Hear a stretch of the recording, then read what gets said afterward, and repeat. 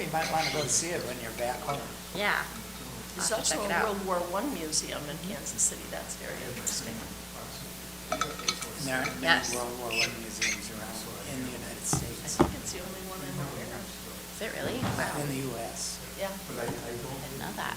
My grandfather died as a result of, he was sprayed with mustard gas, and then he had many emotional problems, and he was in his 30s when he died. I'm so sorry. Yeah.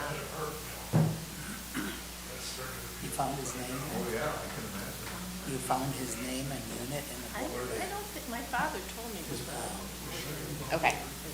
Oh, it's 9 o'clock.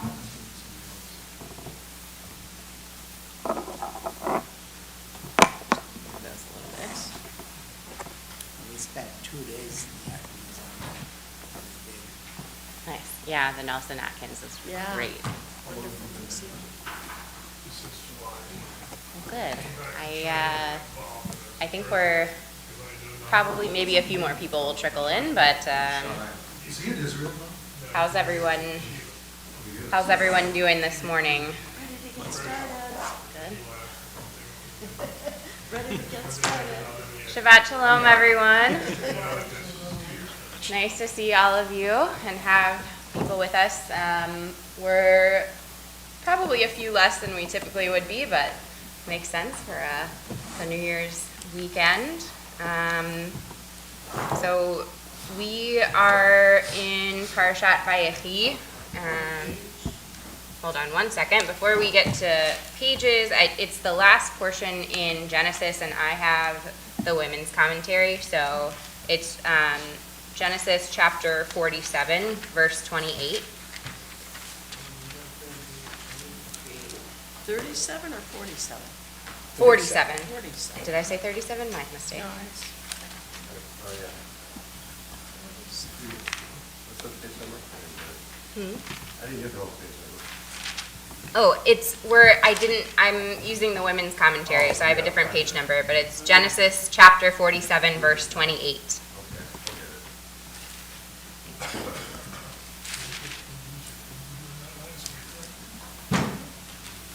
Shabbat Shalom. Page 304. And before we begin our Torah study this morning, let's go ahead and say the blessing for the study of Torah. Baruch atah Adonai Eloheinu melech haolam asher kitshanu b'mitzvotav v'tzivanu la'asok b'divrei Torah. And so we are in Vayechi. It's the last portion in the book of Genesis. We are coming to the end of the stories of Jacob and Joseph and his brothers, and transitioning into the Exodus narrative. So we are going to learn a little bit about Jacob this morning and about more about his sons as well. So we're on page 304. Or the Hebrew on the reading 306. The Hebrew begins on page 306. And if I could have a volunteer to start us off with the first verse. Go ahead. Jacob lived in the land of Egypt for 17 years. Jacob's days, the years of his life, were 147. When Israel's time to die drew near, he summoned his son Joseph and said to him, "If I have but found favor in your sight, please put your hand under my thigh and treat me with faithful kindness. Please do not bury me in Egypt. When I am laid to rest with my ancestors, carry me out of Egypt and bury me in the burial place." He replied, "I will do as you say." He said, "Swear it to me." So Joseph swore it to him, Israel, then bowed down and forget the dead. Okay. So we are towards the very end of Jacob's life. And he is 147 years old, which by biblical standards is a pretty short life, actually. So What would that sequel. Oh, man. I have no idea. No idea. Basically a toddler. Yes. And just a heads up, since we are on the live stream, if you could speak loudly and clearly this morning so we can pick you up a little bit on the lavalier, we're going to do the best we can. So I'm going to be speaking a lot louder than I typically would as well. So we are, Shabbat Shalom, good morning to those who are just joining us. We are in Parashat Vayechi, and in the Plout it's on page 306. So Jacob lives to be 147, and he spends those last 17 years of his life in Egypt. And he summons his son Joseph to his bedside, and the request is, what does he request of Joseph? That he would take his bones to, that he would bring his bones back from Egypt to where he was born. Yes. So Jacob's asking Joseph to bring him back to be buried in the cave of Machpelah, where Abraham and Isaac are buried also. But you might notice also that he doesn't just go by the name Jacob here. He's also going by the name of Israel. So they're going back and forth between his two names.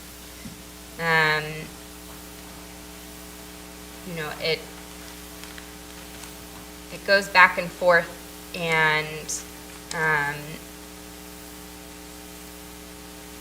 there's some. It gets a little bit confusing sometimes. Yeah. Although it makes sense that you would go back and forth because of your current life, your past and depending where your present has come back together. Yeah. Yeah, so the past and present have come back together to use both names, which... There's some confusion about this because in my family tree, there are Marano Jews who converted back to Judaism and then took the name Ben Israel, son of Israel. It's in the tree, and I was confused by that because I didn't realize, I'm poorly educated on this subject. I didn't realize that was Jacob and Israel. Yes, so there is the story in Genesis where Jacob wrestles with the Ish, which could be an angel, it could be a man, it could be his conscience. We don't quite know, but he has this struggle, and he holds on to the angel at daybreak, or the Ish at daybreak, and says, "Bless me," and the angel needs to leave because it's daybreak. And so the angel blesses him with the name of Israel, one who wrestles with God. Yisra, wrestles or struggles, and El being God. So Jacob goes by both of those names. So when we say the tribes of Israel, Jacob's sons and some of his grandchildren, which we'll read in a minute, those are the tribes of Israel. It's literally Jacob's sons and grandsons. That's why. So all of us are sons and daughters of Israel? Mm-hmm. Yeah. I've never noticed this before, but when Jacob says, if you have found favor in me, but that I've always thought of finding favor as a higher person and a lower person. The lower person would say, have you found favor in me? But this is the father saying it to the son, which seems unusual. Yes. So this is part of the language of asking a request of someone. So we see it also with Abraham and his servant Eliezer when he asks him to go and find Isaac a wife. He says, if I found favor in your eyes, do this for me, please swear it to me, which is further back. I I think it might be in, it's either at the beginning of Chaye Sarah or at the end of the Parsha right before that. So this is kind of the language of request. So it's a formal way to give a little bit of honor and kavod, respect to the person that you're asking something of. It is an interesting way to look at it, because typically we would think, you would show deference to your wiser elders. Yeah. Did I see? Yeah. It may also be an indirect message to Joseph not to get buried himself in Egypt also, because he has to deal with that decision also. Say a little bit more on that? Will you say a little bit more on that? Well, Joseph settled in Egypt. He's a big deal, which is maybe part of the deference here. So Jacob could be buried in Egypt. He came there and settled in, or outside of Egypt. And Joseph's going to have the same decision coming, because he came from outside of Egypt, but he lived there for so long. So Sure. I think Jacob may be indirectly telling him, I hope you bury yourself outside of Egypt also. Yeah. You're basically a Jew, and we don't come from Egypt. Yeah. So to say maybe a little bit of foreshadowing of what Joseph himself will face at the end of his days. Yeah. Where does Joseph get buried? I can't remember. They ask that Joseph's bones be carried back Oh, to, they carry him. Yeah. That's right. They carry him. yeah, Shai. Correct, and you may have brought this up earlier, since this was late. That's okay. But am I correct that the action, when he says, put your hand under my thigh, is the very same physical action that's done between the angel, by the angel after the wrestling, with his hands under his thigh? Yeah, so Which is his thigh muscle? it's, right, so Jacob ends up with a limp from that encounter, from the wrestling. He ends up with a sort of a hip issue from it, I guess. So yeah, it would be the same area. It's interesting that he closes out his life asking, there could be more, but asking that in making this promise, his son placed his hand in the same area that was injured by the wrestling match that gave him his name. Yeah. Okay, we'll go to Joel and then to Diane. I guess this is the lawyer, but it's kind of a precursor for the oath that's taken in the legal system. Lying in general is not prohibited, right? Sure. There's no penalty associated with it. Lying under oath is criminal behavior, so that, we do distinguish between things. You can lie in certain contexts, but in others, it's prohibited. Yeah, definitely shows shadows of that. And we look at Jacob, and throughout his life, we see this challenge for him of telling the truth and deception, and how that kind of works out for him or does not work out for him. Sometimes he tells a little too much of the truth, and it comes back to bite him. Such as when he ends up fleeing to his uncle Laban's, and he says, I'd like to marry Rachel, and then he ends up being tricked into marrying Leah and Rachel, and spending more time at Laban's. And then there's also the flip side of that. He struggles to present truthfully, with his father, and at other points as well. And so, yeah, this idea of an oath, swear to me. He's also experienced some issues where he believes in the truth of what someone else is saying to him, but it might not be exactly right. So he believes his mother Rebecca, and that she says this will be okay if you are to deceive your father to take the birthright blessing, the blessing of the firstborn, everything, this will be okay. But then he does it, and then his brother Esau is so full of rage that he's ready to kill him. And so he has to flee. So, there's different times where he's trusted, or when he trusts his sons with Joseph, and they come back and they tell him that, Joseph has died, but Joseph did not die. So he also is in situations where he's trusting of people and they have not told him the truth. So maybe he's asking for this oath, I've had some struggles. I need a real promise here, an oath sworn that this is what you're going to do.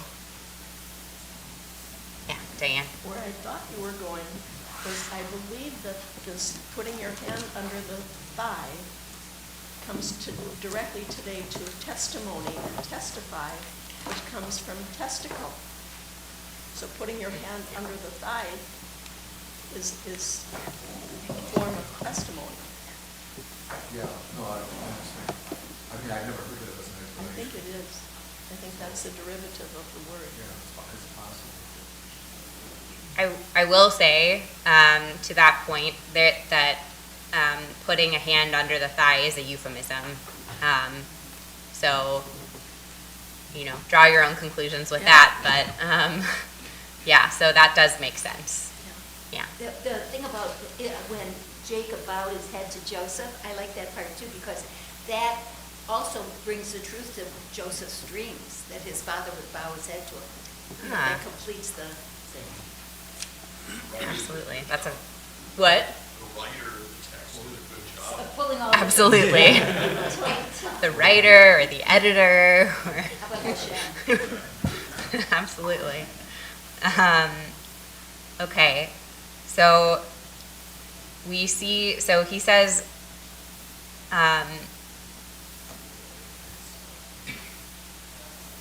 if we look at verse 30 at the end, he says, when I'm laid to rest, carry me out and bury me in their burial place. And he replied, so Joseph replies, I will do as you say. So he doesn't swear it immediately. He says, I'll do as you say, but that's not, quite enough. And that contrasts with Eliezer and Abraham. So when Abraham asks Eliezer to swear an oath to him,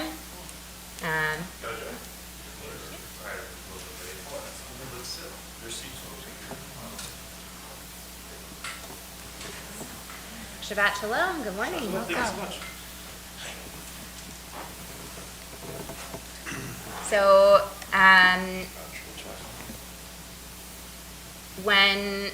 we're in Vayechi. We're in Genesis chapter 47. We're on verse 30. Yeah. Can I ask your name? My name is Seth Meyer. I'm working with Reverend Noah for conversion. Ah, wonderful. Welcome. Thank you so Welcome. much. Nice to have you with us. If you want a big book, or you have. That's fine. Okay. Yeah, big book. Cool.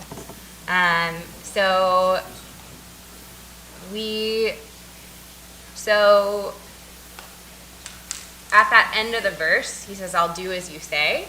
And it kind of contrasts with when Abraham and Eliezer have this very similar conversation. Eliezer swears it immediately. So we have the contrast between Eliezer and Joseph. Joseph doesn't swear it immediately. And what's the difference there between the two? There's a difference in power. Eliezer has no choice but to do what he's not to do. Correct. Whereas there is some element of agency. Right. So Eliezer is Abraham's servant, so he has to swear it because his master has demanded it of him. Abraham has demanded it of him. Whereas Joseph has free will. So he has the choice as to whether he, wants to do this or not. There's commentary that says that Joseph did not swear it right away because it would be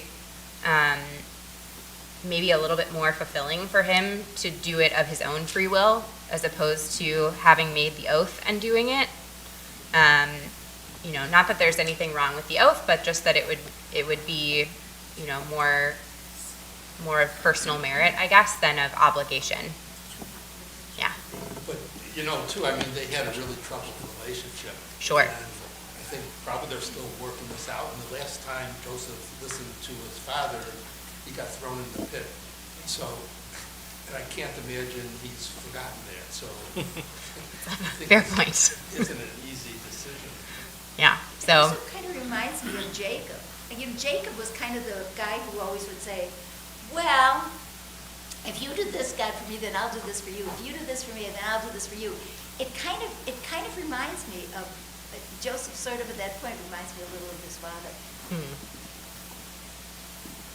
Yeah. What are there any specific instances you're thinking of? I'm thinking, with Jacob. Yes, with Jacob. With Jacob. Remember, God said, "I'll make of you a great people," and then I always remember this. Jacob says, "Well, if you will take me here, and then take me there, and bring me this and that, then I'll do this for you." He's kind of always bargaining with God. Sure. I don't like that so much, but it gets him a lot of. He's blessed. Maybe God likes people who do that. It's just funny to me. Well, didn't Abraham do that? Yeah, I was just gonna. Abraham did that too. He Yeah. bargained. It was. It was maybe a little bit different in who he was bargaining on behalf of, but yes, Abraham does. Oh, yes, Right. That's right, Sodom and Gomorrah, that's right, We yeah. call it negotiating. If you negotiate, lawyers are really high in. Negotiating, bargaining. Good at it. Some of us are. We all negotiate. When I was in chaplaincy, I met a lot of people who, it was kind of a neat process to watch. If there's one entity in your life that can handle your anger and your negotiation and your argument, it's gotta be God, because if God can't take it, we're all kind of in trouble. So at lower levels, we all negotiate. I think Jews have a special connection with God, that we feel like we can negotiate with God. It's tradition. It just feels like it. It goes all the way back to the very beginning. Beginning of time. Yeah.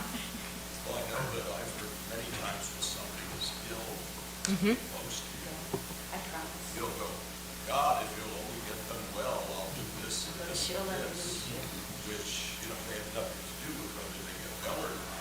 It just gives them a sense that they're doing something when they may not feel they can do anything about feelings. Absolutely. So there's a sense of being able to, when you're in a place where you're vulnerable and there's, everything feels out of your control, there's something that you can do that feels like maybe you have a little bit of control over the situation. Absolutely.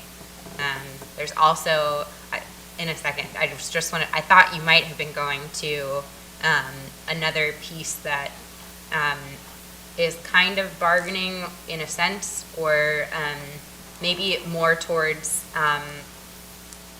similar to what Jacob did when he was a young child, or a young man with his father. That when a person gets very sick, that they will change their name, their Hebrew name, to hopefully trick the Melech HaMavet, the angel of death, into not visiting them. That if it doesn't know they've changed their name, then maybe it won't come. Much of an angel. Sure. Yeah. Turning away the mirrors, so he doesn't recognize, oh, that's Rusty, I'm gonna get her. So- Yeah. John? So And then I Lisa. was listening to this, Tanya, right? This Orthodox rabbi talk about Tanya. Actually, that's many seconds. And he had this strange comment. He say, like you have Adam and then all the way to Abraham, Isaac, and Jacob. Isaac had, Abraham had too much love because he took the other son from the servant. They had this kind of spring, and then say Isaac is like more a well digger, but A well digger? yeah, when you come to Jacob, he did not have this saying, but I think he say, the Adam come back, he's more a complete person. He has struggle, he cheat and he struggle, and he communicate with God. It's like, as the name say of the people, right? Yes. Son of Israel. So he's more, I cannot totally agree right away. It is very typical for us, for people to listen to an Orthodox rabbi. So, yeah, we talk about Jacob cheating. I mean, he's more a complete person. He bring up a big from a big family. Yes, it's So definitely. he had way more achievement than the other two patriarchs. In a sense, yeah. He's definitely, all of our biblical characters, most of them are messy people. They're real people that we can see ourselves in. And I think, you're right to say, we talk about Abraham as sort of the loving and hospitable and welcoming patriarch. Yeah. And he's bargaining on behalf of other people to try to save them. Just once, right? Huh? Just once. Once, but he does, there are a couple of times where he has conversations with God and says, maybe try that differently, which is, it's interesting that that's sort of where we get this bargaining piece from. And then Isaac is, known as the person who redigs the wells of his father, which I think is interesting, because we typically look at Isaac as a character that is, quiet and maybe didn't do Not much going on. much. But I think if we look at what Isaac went through with the Akedah and, what that did to him, to his mother, to his relationship with his father, it kind of makes sense that he is, redigging the wells of his father as opposed to sort of doing his own, Nature. having an adventure of his own. His life has been, I don't know if adventure is the right word, but it's been adventurous enough up to that point. And then Jacob, we really see the struggle, the family struggle, from the beginning. He's named Yaakov, So which, before he was born. grasping at the heel of his brother Esau. So it's right from the very beginning. And we see how, he has good points where that struggling, that wrestling, does good things when he's having conversation with God. And we see times when the struggles are not as pleasant and don't have as great of outcome as maybe he would have liked. So, yeah, It's a I Jewish think people, right? I think there's something to that. That that's the nice part about Torah, is that we can see ourselves in our ancestors. It's the story of people that have gone through some things that are similar to our own lives, and it shows that they still have relationship with God, and if they can have relationship with God in all their messiness, then so can we. And it also says there's no, we all struggle. And so at least the text is being honest. It's about human beings. And we struggle about God. Yes. Everybody's got a very different perspective about what God means to them. And that's a struggle. I think that's good. That's positive. Absolutely. Rather than just saluting somebody else who has it. So in terms of obedience or free will, what would you say would be the sense in the Torah of whether we do what we do because we're being obedient or because we've been given an outline and then you choose? You don't do it necessarily just to be obedient. Is there any kind of theme like that? About free will versus. But especially about obedience. Right. Do we behave because we're supposed to be obedient?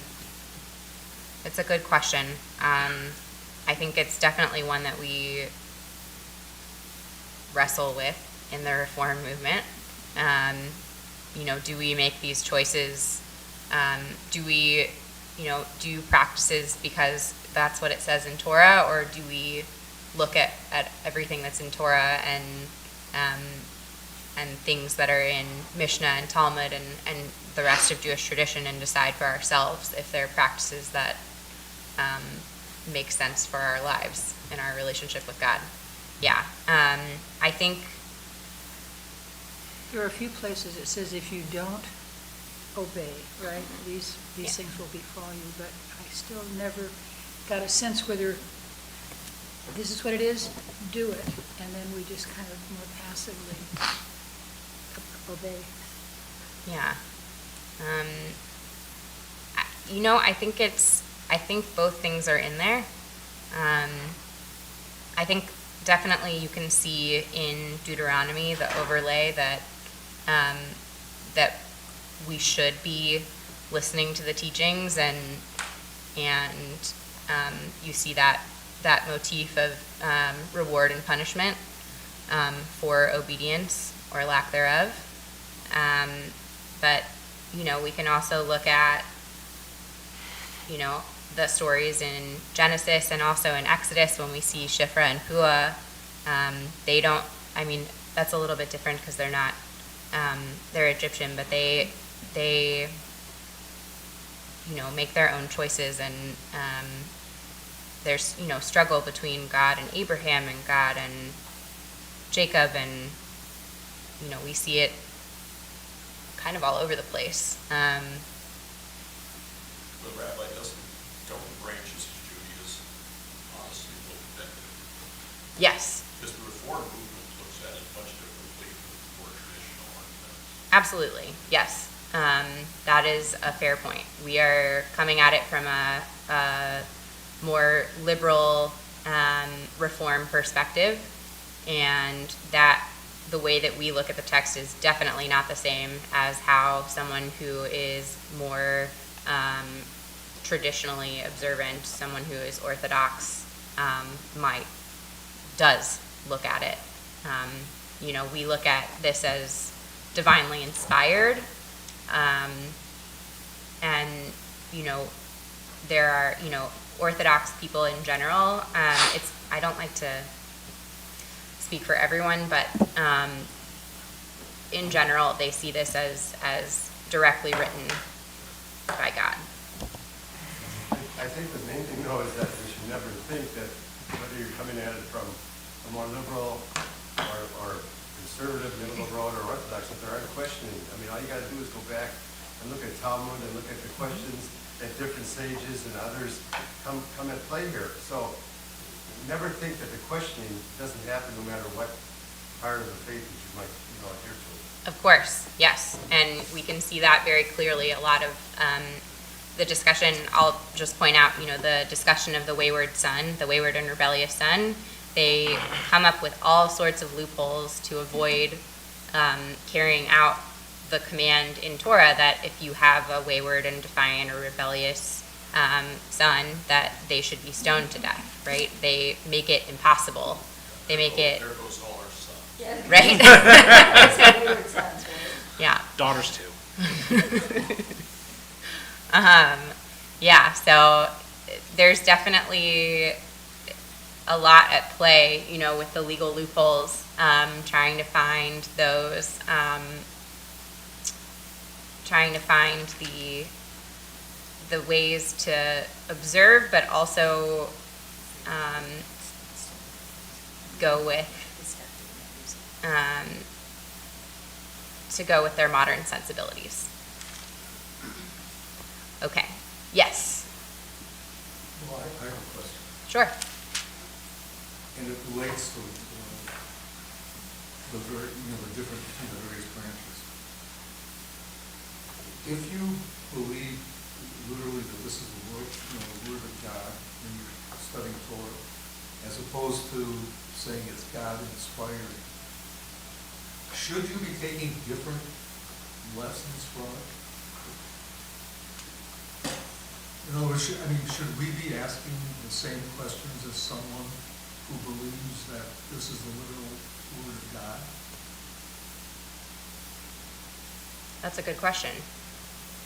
I think it does change the questions that we do ask, just because we're coming from a different vantage point. It's a different world perspective. It's a different perspective on how we view the world, how we view our religion. So you're asking if we should be asking different questions or the same questions? Well, I've been part of this group for a number of years, and I always sense, there are different viewpoints among us. right? Absolutely. So if you believe that this is God-inspired, and maybe it's a combination of fiction and some historicity, as opposed to saying it is all mythical, but I still want to get something out of it and apply it to my, to my everyday life. I think there is a difference. If you believe that this story was created by people who may or may not have been inspired, and they're not telling you something that's literally true, that's a lot different than saying that, this is a work of primarily of fiction, but it's deeply held and deeply felt, and obviously it's very powerful, but I still want to get something out of it. There's a fundamental difference in viewing it this way. So if I read a portion and I ask myself, what did Jacob do and what did that do? I tend to see it a little bit differently. I always ask myself, I do see it as a man-created story. That's my perspective on it. And obviously it has value or it wouldn't be here. But I try to ask myself, so what does this mean for me or for us as a people now? And as a child, my parents belonged to an Orthodox synagogue, and so I do have some personal exposure to that.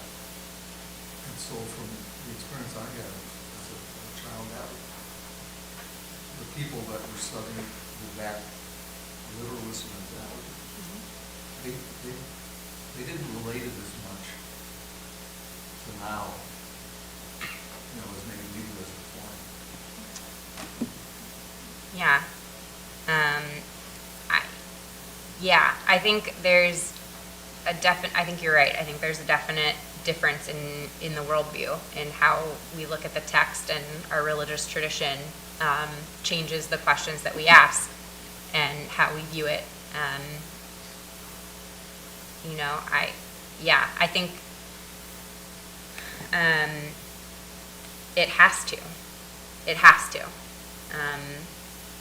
And then it gets into the question that we keep coming back to over and over again, is this capital T truth? Is it a different kind of truth?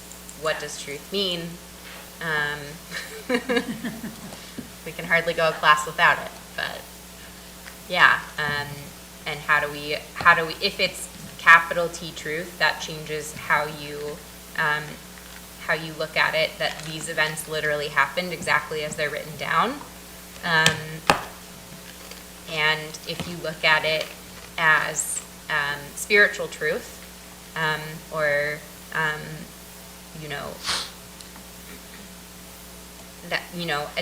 not historical truth necessarily, but that there's spiritual truth in it, and there's guidance that we can find for our lives. It does. It changes it. Yeah.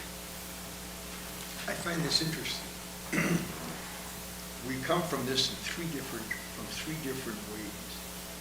One from originalists, which would be Orthodox originalists, but quote unquote is it original because Orthodoxy argues and discusses within itself the meanings and how this came about. And number two, we come about it because we're told that God related this from ear to ear, and man finally put it down in words. So the third part is man did make this up. Man did write this in his own method. But why are we all here? We're all here because of the originality of what this is and what it teaches. So even if you're not the greatest believer in originality, in other words, that this is the exact word, something is bringing you here to this because we're hearing and we're trying to learn from it. So I don't necessarily personally separate this into just straight Orthodox, traditional, Reform, there's so many different, we have many sects also. But we're all searching for the same thing. We're searching for knowledge. And it started someplace, and we are accepting that this started someplace. Otherwise, why are we sitting here? And your personality, so we get to see you. It's impossible. But that's basically what I think from what everybody is saying. Yeah, we're all looking for some kind of meaning in our text and meaning in our lives, and this is one way that we can find some of that meaning, is to sit together and pore over the text and find how it might be applicable to us today. Yeah. He's trying. Oh, sorry. Yes, I know I'm brand new here, but I thought No, that please, there's a- jump into the fray. I will do that. This conversation reminds me of a story I heard about 5 blind men trying to describe an elephant. Mm-hmm.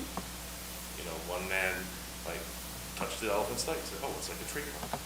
Another man touched the elephant's hide. It's like, "Oh, its side." Is it? "Oh, it's like leather." Another one touched its tail. It's like, "Oh, this is like rope." Another one touched its trunk, and it's like, "Oh, this is like a snake." So they all walked away, arguing about, well, what is an elephant? At the end of the day, we're all blind. We're all blind men in that parable. And if I've learned anything, it's that the Torah is a good example of an elephant.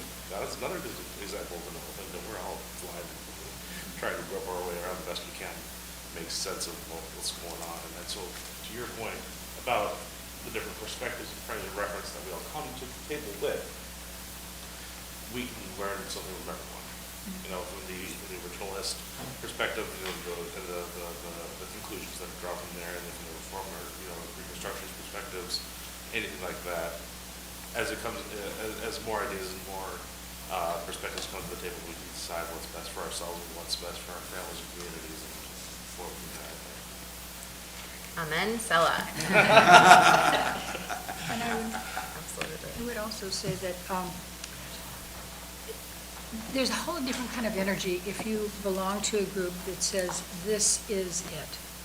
This is the answer or answers, and you join us, you believe what it says here, what you're told. And I not to compare them, but authoritarianism is the same thing, in that you look to that person and they tell you what to think, what to do, what to believe, and there's not that much effort put into that, not as much energy. Whereas if each piece you're reading, you're challenging and trying, again, to understand, but also to challenge. It's a very different kind of way of having belief, I think. Yeah, they are different styles. I think that the effort looks different. I wouldn't say that there's less effort. I think it's just different effort, like effort into different pieces, maybe. There's,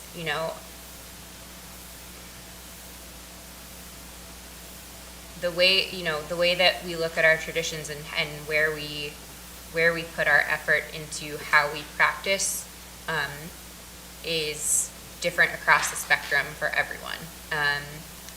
And I think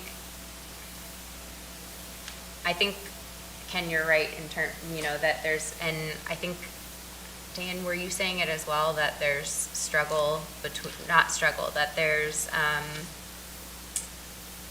like searching in, I'm not finding the right words here, I'm searching for the words. just that there's a lot of wrestling with the text and finding loopholes. Maybe Steve, you were one to say it too. That it's not just a blind obedience. That there's obedience and faith in it, and you know, our ancestors, the rabbis and the sages did, you know, look at this and study with their students and struggle over the things that are in our holy texts too. So I don't know, I wouldn't say that there's less effort, just that it's different. I don't know if that resonates or not, but it's just kind of, yeah. Just as a point, if I may bring, in my feeling, because I went through all the stages. I was brought up basically Orthodox, and then I went conservative, and now I'm Reformed. What's next? What? What's next? I'm in all three. I'm in all three. But I would say that the Orthodox questions much deeper than we do. Even though it's very originalist, all of our treatises, the Mishnah, Gemara, all based on original text. These are ultra-Orthodox sages that we have and rabbis. And they sat there and they discussed every word. So we tend to say that Orthodox is set in one way and originalist thinking is set in one way. They're probably less set than we are because they don't stop discussing it. Have you ever sat with somebody very Orthodox as they're discussing the Parsha of the week? It's far more deep than what we're doing. Far more deep. Every word is discussed and broken down. So I think we have a little bit of a misunderstanding of what our own religion does with what we're being taught, what we're reading. I just want to comment on that.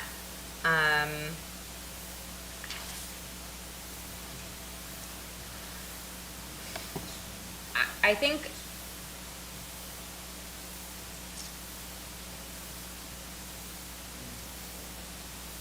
so.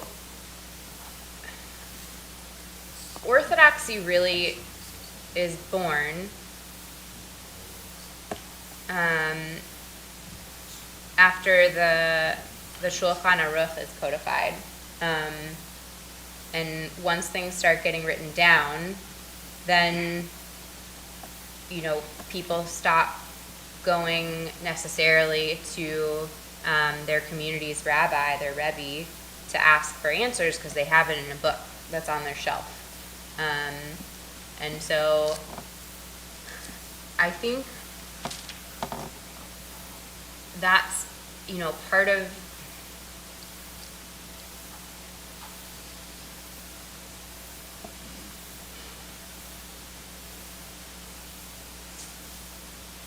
sorry, I lost my train. But I did see a hand over here. Yeah. My problem with what I see is the Orthodox rigidity is my father was taking a course in geology and went to Devil's Lake State Park and came home and said to his father, "We saw rocks that were millions of years old." And his father said, "No, the earth is 5,000 years old." The end. So when you are unwilling to look at science and the world as it really is, and you're just saying everything that I need to know about the world is here. I would agree with what you say in terms of the words that are written down. That's what you were alluding to, the written word. They will argue about all the written words, but within their concept of the world, which is the literal meaning of the words. They don't expand outside. I once asked a rabbi, an Orthodox rabbi at the Jewish home, I believe there could possibly be miracles in timing of things, but I don't believe that God would turn off the rules of physics and nature. I don't believe he or she would ever do that. So I asked this rabbi, is it possible, for instance, when the Israelites were crossing the Red Sea, that they passed near the edge, and there was big tide out, so they got across, and when the Egyptians were coming, the tide came back and drowned them, rather than literally being split. And his comment, and he takes this stuff literally, said, no, if we don't believe in miracles, life is not worth living. At which point I shut my mouth and said, there's no arguing with that. I didn't agree with it, but you can't argue with that. That's his point of view. He takes this stuff very literally. That's what we call constraining, the Orthodox being constrained within limits. But yes, within that, they certainly argue the meaning of every word. So you're right. It goes both ways. Yeah. Yeah, Shai. I was thinking, listening to this, and I come here, the text is great, and I love text. I can talk about text with myself for days, but the conversation that happens among people here is powerful. I'd love to have a partner group with a different level of observance or scrutiny. But the other thing I was thinking is that having led Bible studies during my time as a pastor, having led text studies as a chaplain, and then Torah study here, what I've come to understand is that everybody is wrestling with the text. It seems like the structure within that wrestling, within which that wrestling happens, or the depth of which questions are delved into seems to change. But that wrestling and that desire for an understanding seems to kind of merge across the traditions. I've yet to meet anyone who, whether a literalist or not, isn't wrestling with something about what this text is trying to tell them or how to think about it.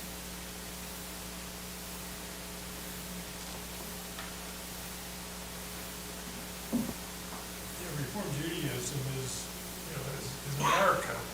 Jews came to America, the new world, new frontier, new opportunities, no different constraints, maybe no constraints, and then blossomed into Reform Judaism.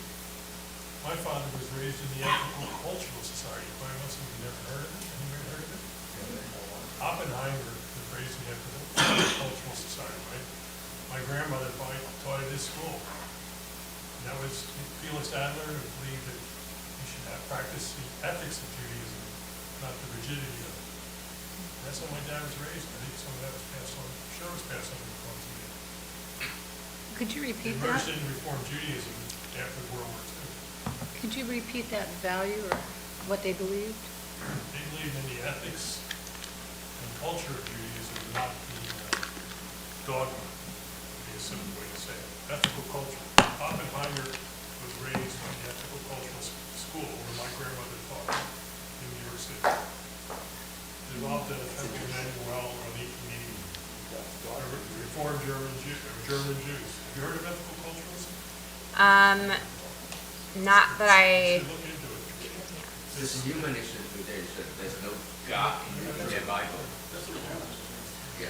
Dennis Prager put that in one of his chapters about how, isn't ethics enough? I can't quote what he said, but he said it's not the same, that religious.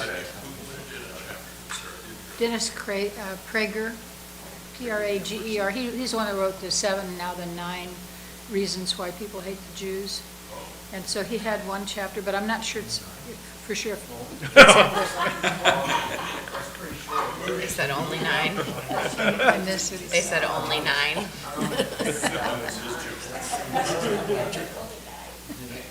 The movie and the book that the movie's based upon center around the struggle between Oppenheimer and Strauss. Strauss was from the president of Emmanuel, the Reformed Congregation in New York. Oppenheimer was raised in ethical culture. They didn't really like each other. Still made the bomb. So, any question of the ethics of it? And the actual origins of Reform Judaism is Germany. Yes. Yeah, but it didn't really take off in the United States. Because we were bound.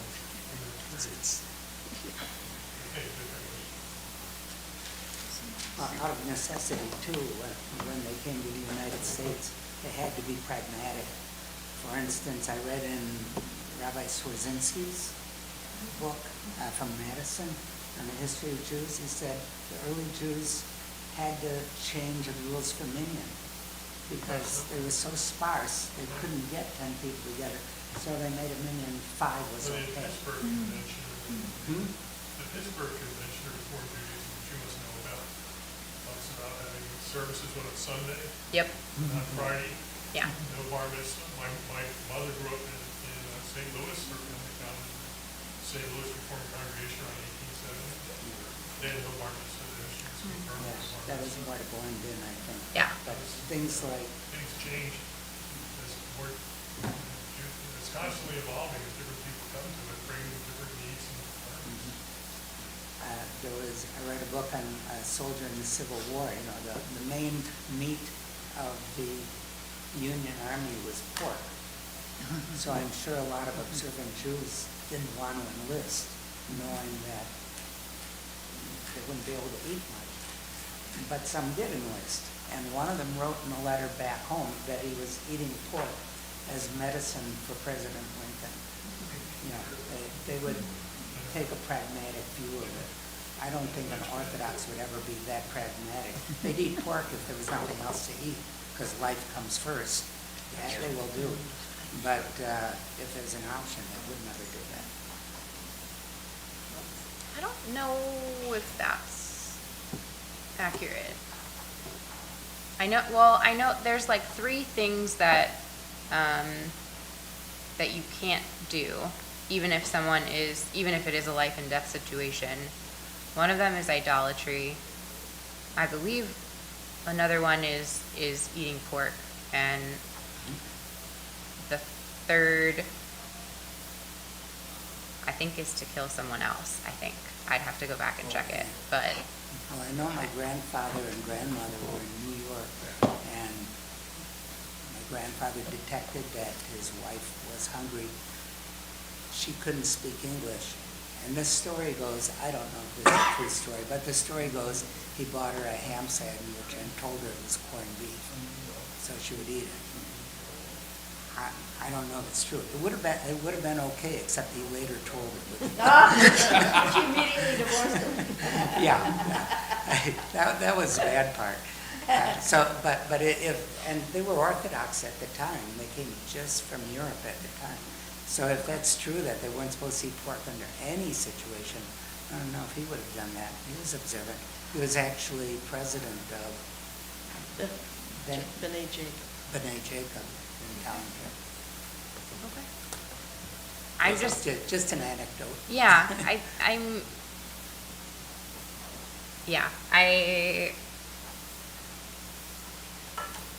Okay. To your point, there's a lot of stories of people just choosing not to eat rather than breaking with the kosher. I don't eat Brussels sprouts. Is that your kashrut practice? Okay. So, Well, we were told the story like on the high holidays when you're supposed to fast, that if people are sick and hungry, that Correct. they should still eat because life comes first. yes. So wouldn't that apply to pork too, if you were There's different pieces in the Talmud that that talk about these situations. In Talmud, there is, if there is a person who is ill and they need to eat, they can absolutely eat on Yom Kippur. That one is fine. But there are 3 things that are prohibited no matter the circumstances. Unless it's less than 1/60th of the total meal. Say that again? Unless it's less than 1/60th of the entire meal. Oh. How would you measure that? That's for the rabbis. But if a goy comes around, it was one of the daily Talmud, but if someone comes around and tosses ham in a soup, as long as it's less than 1/60th, you're still fine. If you combine all your meals, That's right. That's for kosher. Yeah. You're right. My son is kosher. He's just kosher in his house. Yeah. And they're very, very strict to bring anything in. If a pot of water doesn't boil, it's the 1/60th. The one I heard, it's not exactly a joke, but the man asks, Rabbi, what should I do if I have to choose between not eating at all and starving or eating pork? He said, it's okay, just don't suck the bones. Okay, Don't enjoy it. yeah. Okay. You know, religious, what you're talking about before, people are accepting today cultural Judaism. You know, but you wouldn't have cultural Judaism. You wouldn't have anything without the dogma of Judaism to start. It's a movement So- of Judaism called ethical cultural I know, society. and just like people say they're not religious Jews, they're, what is this word they use? Secular. Say it again?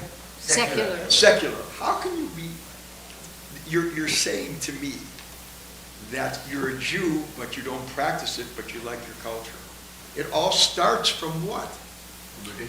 You're from tradition and dogma and culture. So therefore, you're either Jewish or you're not. You can't not practice, you can't practice Judaism by not being Jewish. Or it's something is diabolically opposed with the state. Yeah, There's more and than there's one a lot of Jews in Israel that you're saying are not Jewish because they define themselves as secular They live it Jews. daily.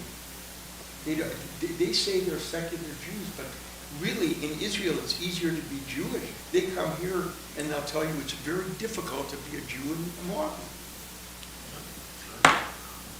Okay. Last comment. I found on Chabad.org the 3 cardinal sins. With regard to the 3 cardinal sins, idolatry, murder, and sexual sins, such as adultery, That's right, on there, incest, and That's right. homosexuality, Okay, you're right. according to Chabad. You're right. Wow. And is the result then they need to be killed themselves? You would rather die than have to do one of these things. Rabbi, this is the last, So that you're not. this is the last of Genesis. I don't know if you want to say a prayer. Sure, we could say chazak, chazak, v'nid chazek. And I just thought this would be a time, as much as we haven't seen them come as much for Torah study, that we lost somebody who definitely had an impact on the majority of us. And just thought I should make a quick comment, probably should be more during the service, but this is the loss of Ivy Hirsch. I just wanted to make sure we all know. May her memory forever be a blessing. And as we say at the end of a book of Torah, chazak, chazak, v'nid chazek. That's why you start. That's why you We will begin services in a moment. James. Have you been here before? Here once a long time ago, I think beginning of the year, but I'm in the Intro to Judaism class and in the process of converting. No, he said that. It's more of an independent study? Yep.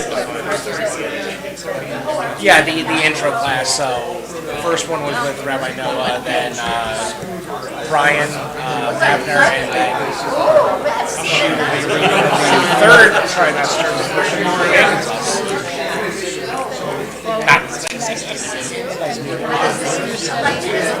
Oh yeah. These are the portion I can carry with me. I've got my very own little Jewish library back home. This is kind of hard to put your back on. Yeah, well, that's why I have the. It's so tiny.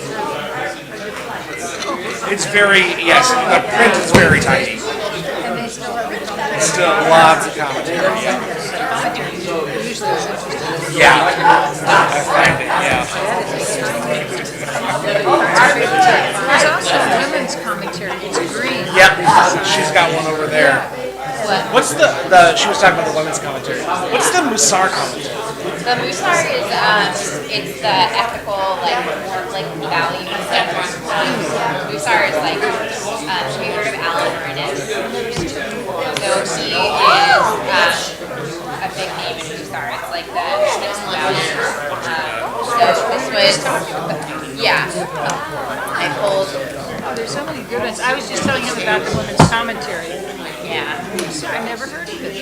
Yeah, this is, I think, the next, Rabbi Block. I think it's the next, the series, like there's the social justice one, and then there's the Musar commentary as well. Yeah, I saw it's the same rabbi. I might have to grab that one and check it out as well. Yeah, it's good. I don't know if we do. I don't think we do. So I'm hearing you got your dog. It's not her fault. Don't take it personally. Do not take it personally. I for another week. Such a shock.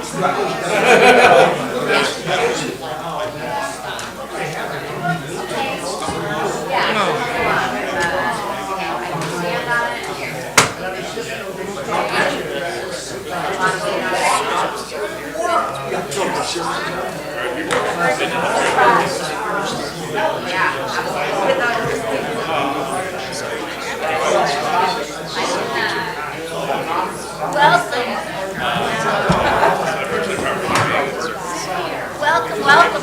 What's his name? Sorry. I'm great. Jake.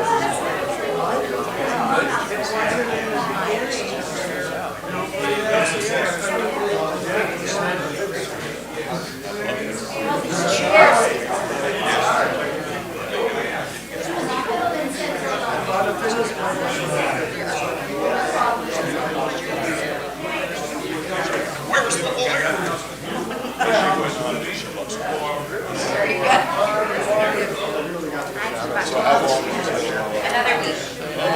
Yeah, almost done. Shabbat Shalom. Nice to meet you. Yes, assistant rabbi.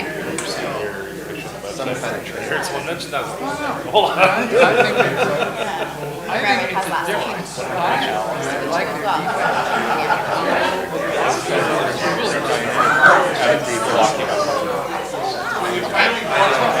I would like that. Be able to put a point on it. You know, in Middleton, rather out of shape. I think I'm not quite happy. Yeah, totally. I'm so glad that you're here. It's nice to have you with us. Are you staying for services? Oh my gosh.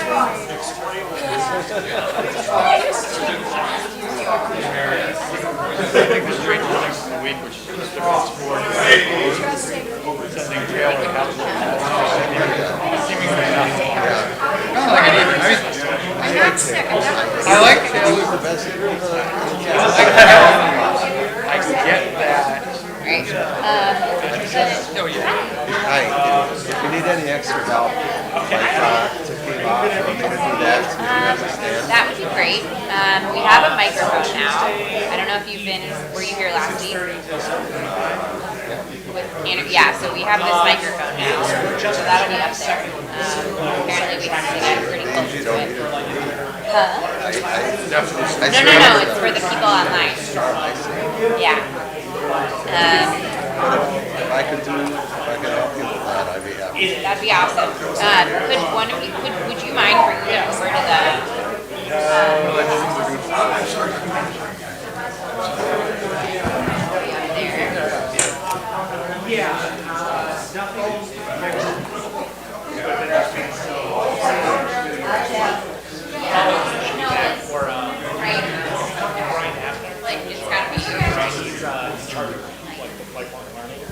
right here. There we go. Okay. Shabbat Shalom.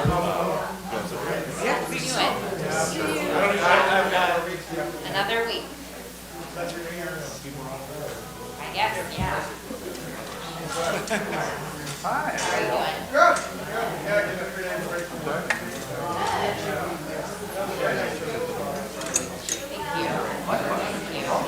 she's a dear soul.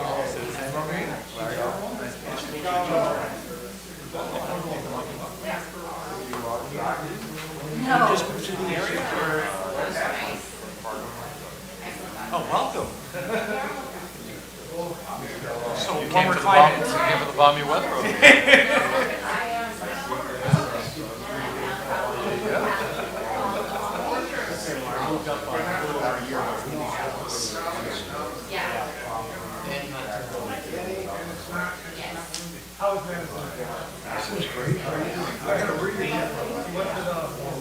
Okay. Wonderful. Where are you guys at? I gotta talk to him about it. That's not too far away from here, right? Or is it down more? Yes, it was. Never at all.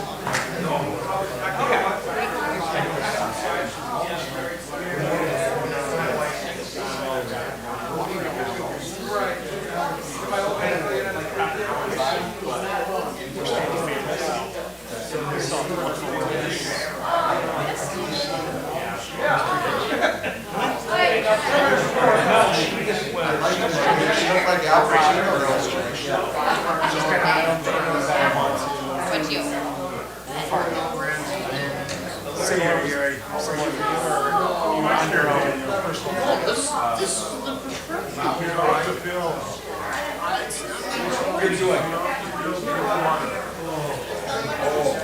Yep. Shabbat Shalom, everyone. Shabbat Shalom.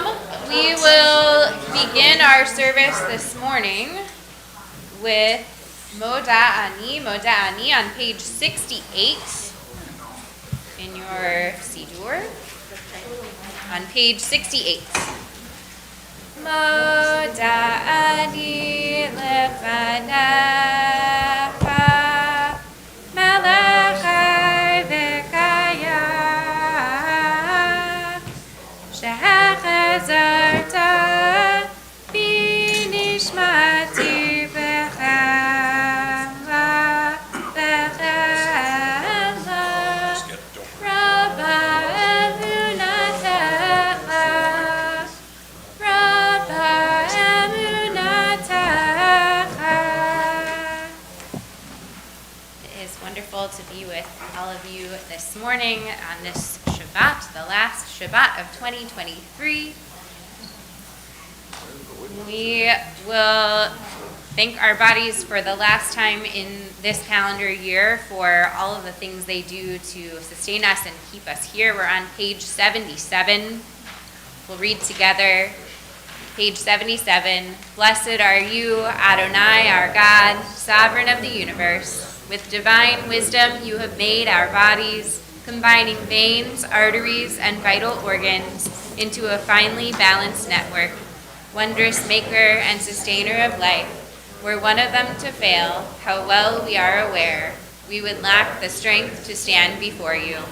Blessed are you, Adonai, source of our health and strength. Baruch atah Adonai, Rofeh kol basar umachli la'asot. And we'll turn to page 78 for Elohai Neshama. Elohai Neshama shenatata b'tehorahi. Elohai Neshama shenatata b'tehorahi. Elohai Neshama shenatata b'tehorahi.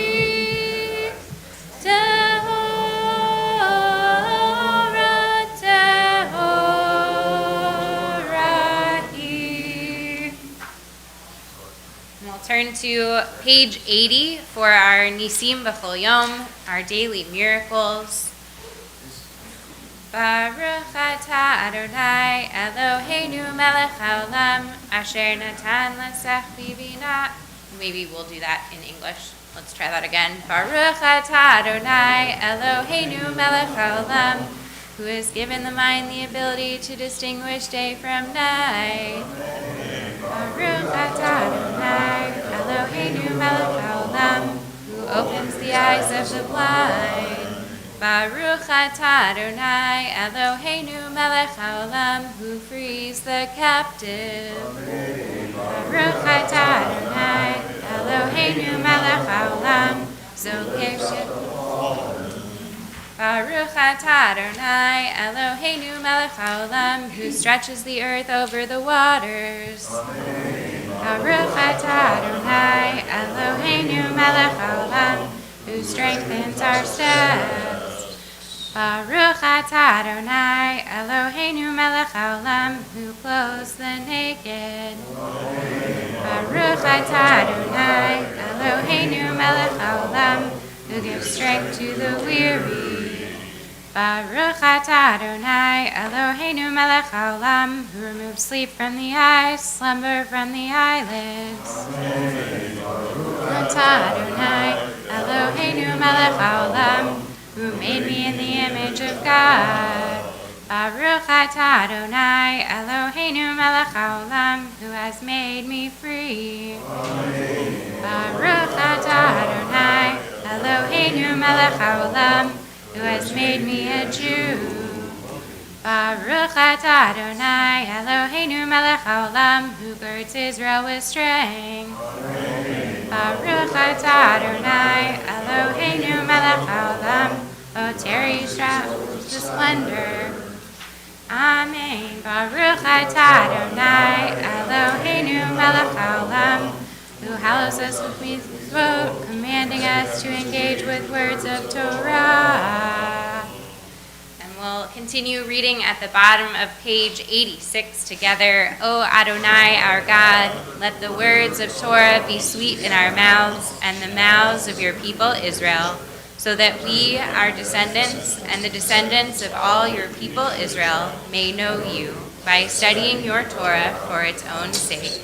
Blessed are you, Adonai, who teaches Torah to your people Israel.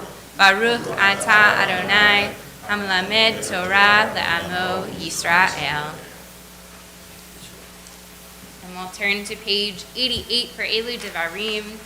We'll read together in the English. These are things that are limitless, of which a person enjoys the fruit of the world, while the principle remains in the world to come. They are honoring one's father and mother, engaging in deeds of compassion, arriving early for study, morning and evening, dealing graciously with guests, visiting the sick, providing for the wedding couple, accompanying the dead for burial, being devoted in prayer, and making peace among people. But the study of Torah encompasses them all, because it leads to them all. And we'll turn to Psalm 150 on page 100.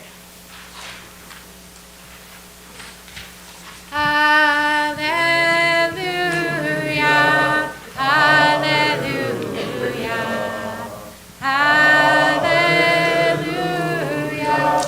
hallelujah, hallelujah, El Bekosho, hallelujah, Bekiauzo, hallelujah, Bigurota, hallelujah, Gerokudlo, hallelujah, hallelujah, hallelujah, hallelujah, hallelujah, Beteka Shofar, hallelujah, Benebo Bechinor, hallelujah, Betofu Machol, hallelujah, Beminim Be'ugav, hallelujah, hallelujah, hallelujah, hallelujah, hallelujah, Beminim Tzilei Shama, hallelujah, Betzil Tzilei Truah, Kol Hanshama Tehallel, hallelujah.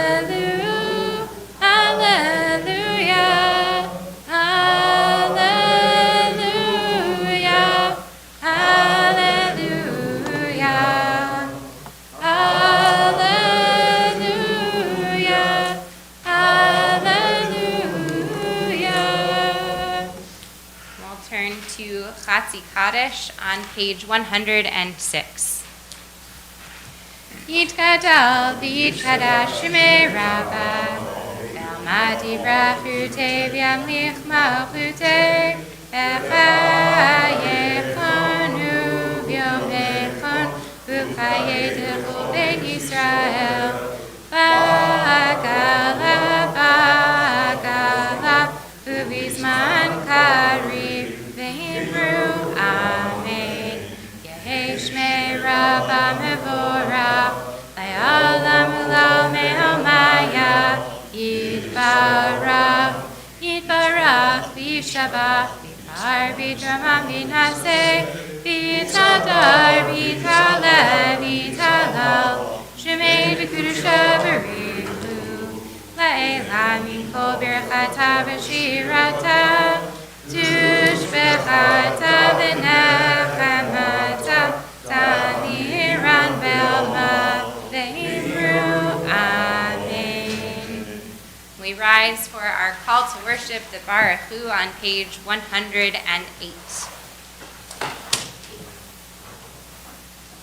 Yai la la la la la la la la. Yai la la la la la la la la. Yai la la la la. Yai la la la la. Yai la la la la la la la la. Baruchu et Adonai HaMevorach. Baruch Adonai HaMevorach. HaMevorach le'olam va'ed. We'll turn to Ma'ariv Aravim on page 110. We'll read together in the English. Praised are you, Adonai, our God, sovereign of the universe, creator of light and darkness, who makes peace and fashions all things. In mercy, you illumine the world and those who live upon it. In your goodness, you daily renew creation. How numerous are your works, Adonai. In wisdom, you formed them all, filling the earth with your creatures. Be praised, Adonai our God, for the excellent work of your hands, and for the lights you created. May they glorify you. Shine a new light upon Zion, that we all may swiftly merit its radiance. Praised are you, Adonai, creator of all heavenly lights. Baruch atah Adonai, Yotzer HaMevorot. We'll turn to page 112 for Ahava Rabbah. Ahava Rabbah. Oh, that's my mistake. That's from the evening service. Okay, why don't we read on page 113 at the bottom. Love your neighbor as yourself, you said, and light blinded we saw that inner and outer worlds are one as you are one. You spoke and we wrote, we reached for you down the centuries, your light moving before us as we climbed, fell back, and climbed again, your Sinai of life. Baruch atah Adonai, habocher ba'amo Yisrael ba'ahava. We'll continue with the watchword of our faith, the Shema, proclaiming God's oneness. Shema Yisrael, Adonai Eloheinu, Adonai Echad, Baruch Shem, Kibod Malchuto, Le'olam Va'ed. You may be seated. We turn to page 116 for Ve'ahavta. Ve'ahavta et Adonai Elohecha b'chol ravcha u'b'chol nafshecha u'b'chol me'odecha ve'hayu ha'dvarim ha'ela asher anochi mitzavecha hayom al levavecha v'shinantam levanecha v'dibarta bam V'shivtecha b'veitecha, uvlektecha b'derech, uvshachlecha uvkumecha, ukshartam la'ot al yadecha, v'hayu l'totafot b'neinecha, uvtatam המזוזות ביתך ובשעריך, למען תזכרו ועשיתם את כל מצוותיי, והייתם קדושים לאלוהיכם. אני אדוני אלוהיכם, אשר הוצאתי אתכם מארץ מצרים, להיות לכם לאלוהים. אני אדוני אלוהיכם, אדוני אלוהיכם, amen. We'll turn to page 121 for these words just before Mi Chamocha. We'll read responsively, Emet, there is no place where you are not, even in the wilderness there is your word. Emet, that pen strokes of lightning, white fire, black flame, stir the soul's passion, guide our sacred way. True and enduring is Torah. Your truth for us is certain and established, now and forevermore. Like Moses, Miriam, and all Israel, we sing out and rejoice. We'll turn to 122 for Mi Chamocha. Mi Chamocha ba'elim Adonai, Mi Chamocha nedar b'kodesh, Norah tehilot osei bela, Norah tehilot osei bela. Shira chadesha, shivchu geulim, leshimcha osvatayim, Yachad kulam hodu, vehimlichu ve'amru, Adonai imlo le'olam va'ed, Adonai imlo le'olam va'ed. Sur Yisrael, Kuma Bezrat Yisrael, Uvdei Chenumecha, Yehuda veYisrael. Go Aleinu, Adonai Tzivot Shemo, Kedosh Yisrael, Baruch Atah Adonai, Ka'al Yisrael. And Rick Paler is going to come lead us in the Amidah, the Tefillah, on page 124. We'll rise for Adonai Sifatai.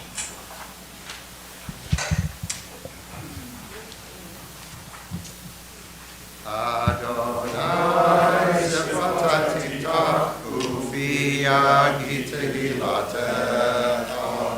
Adonai, open my lips and my mouth may declare your praise. Baruch atah Adonai, Eloheinu, Elokei Avotenu v'Imotenu, Elokei Abraham, Elokei Yitzchak, Elokei Yaakov, Elokei Sarah, Elokei Rivka, Elokei Rachel, Elokei Leah. El Hagadol, Hagel Hamara, El Elyon, Gomel Hasudim Tovim, V'Konei Hakol, V'Zocher Chazvei Avot L'Imavot, U'Mevi Gula L'Ibnei Bneihem, L'Man Shemo B'Yahava, Melech Ozer U'Moshiach U'Magin, Baruch atah Adonai, Magin Avraham, Yisrael Sarah, Atah Gibor Le'olam Adonai, Mechayeh HaKol HaTorah L'Moshiach, Mashiv HaRuach U'Marid HaShem, Mechakel Chaim V'Chesed, Mechayeh HaKol V'Rachamim Rabim, Somer Noflim V'Rofei Cholim, Umatir Asurim, Unekayeh Emunato, Vishenei Afar, Michamocha Al Gevurot, Umidom Elav, Melech Memin, Unekayeh, Umasmiach Yeshua, V'ne'emanat al ha'chayot ha'bo, Baruch atah Adonai, Mechayeh ha'olam. Sheshem Ha'olam, Kishem Shmakishim Oso Shmei Marom, Kakatu Al Yad Nikieva, Bikoram Zel Zecher Amar, Kadosh, Kadosh, Kadosh, Adonai Tzivot, Melech Haaretz, Kivodo, Adir, Adirenu, Adonai, Adonenu, Adir, Shemel Haaretz, Baruch Kivod Adonai, Mimro, Echadu Eloheinu, U'avinu Malkeinu, U'moshienu Behu Yashienu, V'rachamam B'nei Kol Chai, Ani Adonai Elohechem, Imloch Adonai Le'olam, Elohai Yitzion, L'dor Vador, Hallelujah. L'dor Vador Nagivalecha, U'letzach Netzachim V'shachatish, V'shivcha Eloheinu, Mipinu Lo Yamush, Le'olam Oren, Baruch Atah Adonai, Ha'el HaKadosh. You may be seated.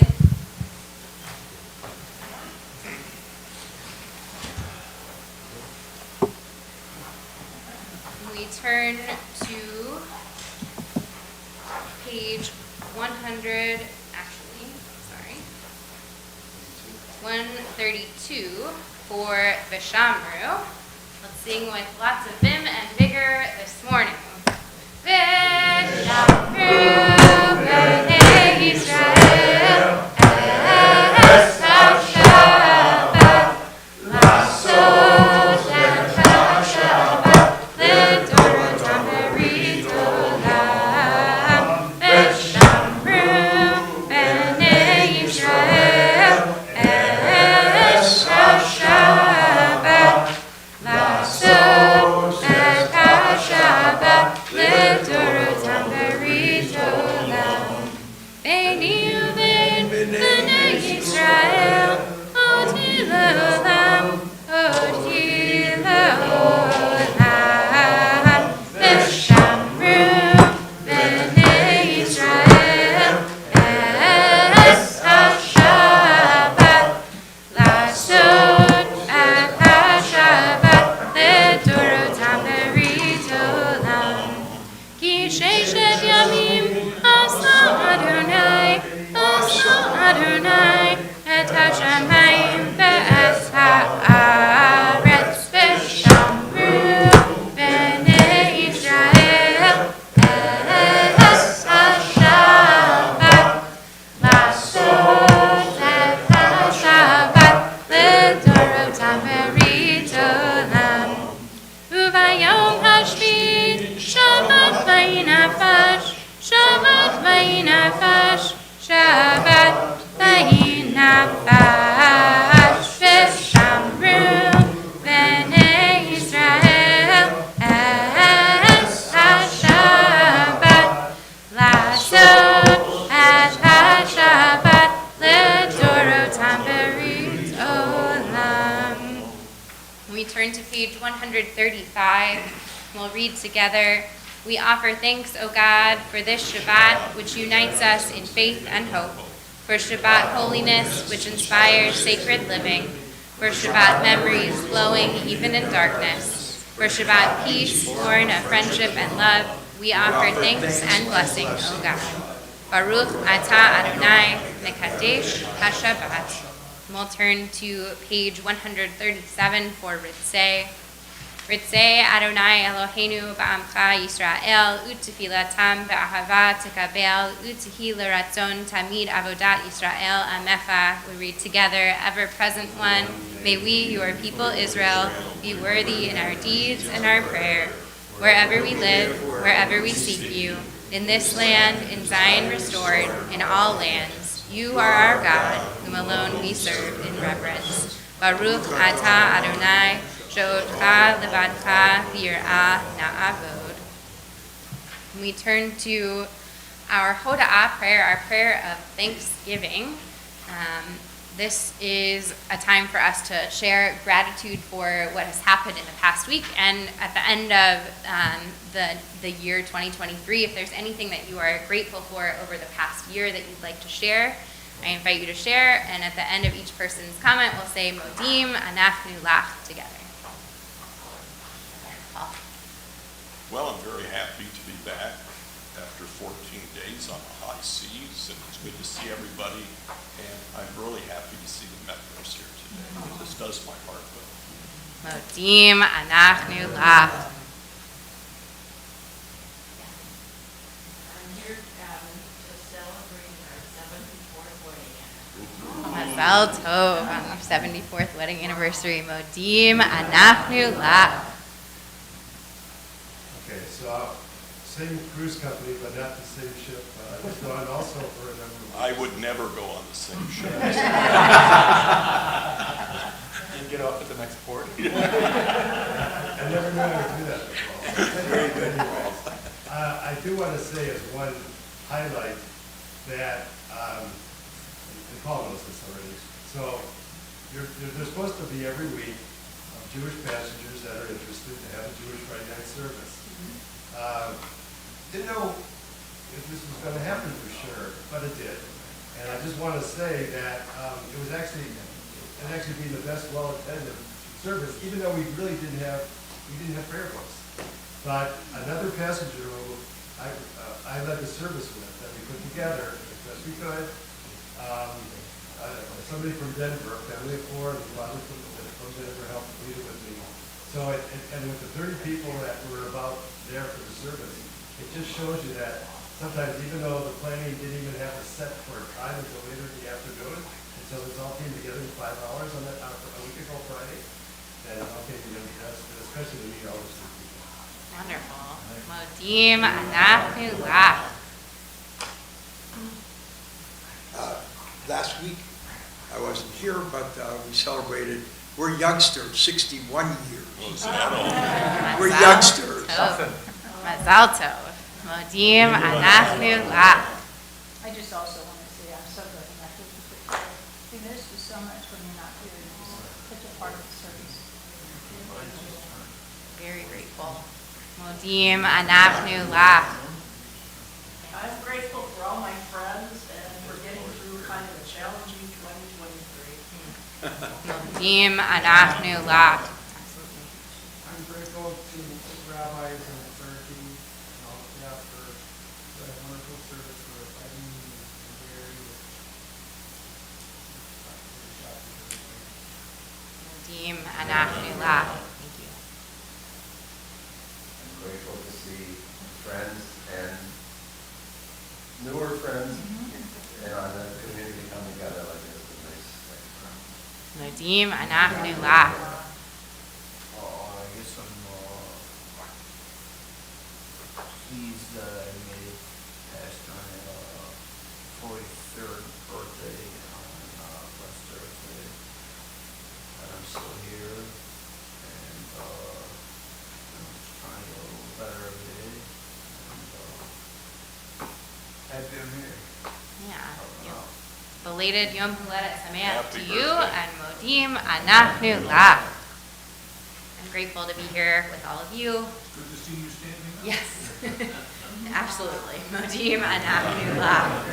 Yeah, it's good to be standing. It's good to be here with all of you. I'm also very excited to see the Metlers here this morning, and all of you. And I did want to take a moment to just share some gratitude for a member of our community who is no longer with us. Eileen Hirsch brought a lot of light and warmth and She was a good neshama, a good soul, and just grateful that we all, myself and all of us, got to spend time with her and feel her love. Modim anachnu lach. Okay, and let us move to our prayer for peace this morning. Sim Shalom on page 141. We'll read together. Grant us peace, your most precious gift, O eternal source of peace, and give us the will to proclaim its message to all the peoples of the earth. Bless our country as a safeguard of peace, its advocate among the nations. May contentment reign within our borders, health and happiness within our homes. Strengthen the bonds of friendship and fellowship among all the inhabitants of our world. Plant virtue in every soul, and may the love of your name hallow every home and every heart. Praise are you, Adonai, who blesses your people with peace. Baruch atah Adonai, hamparech et amo Yisrael b'shalom. We'll take a moment now for Tfilat Halev, for silent meditation, the prayers that are in your heart.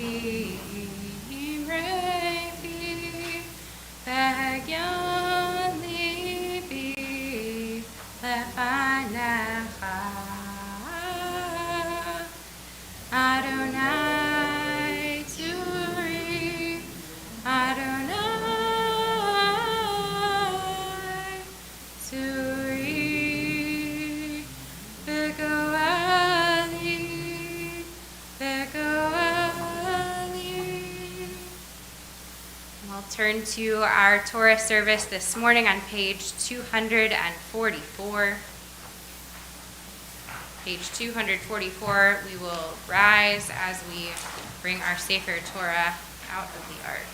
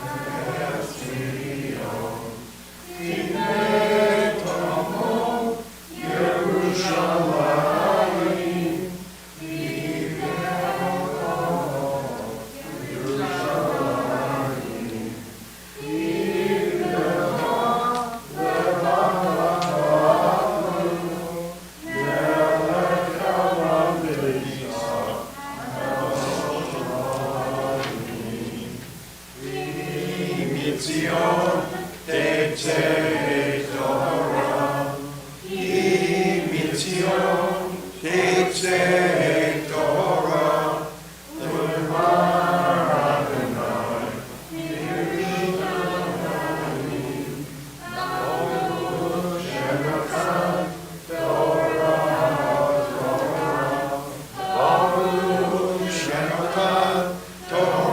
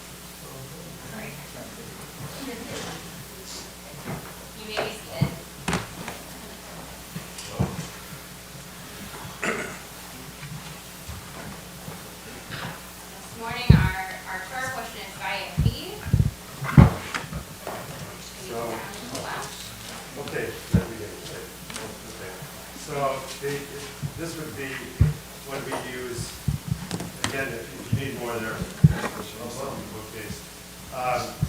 So you need to use this, you're using this as we're reading from the Torah. Page 307 should be the right first page.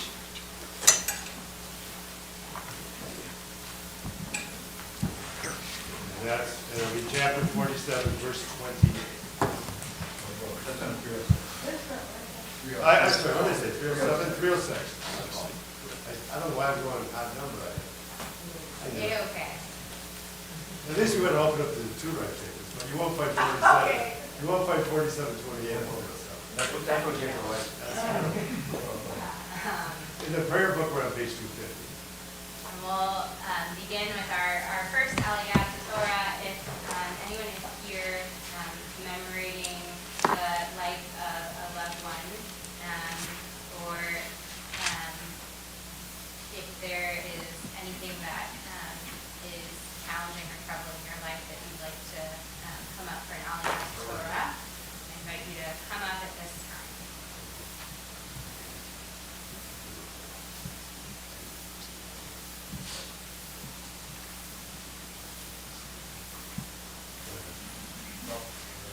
State your lineage loud and proud. So, Eliyahu, Ben, Rika,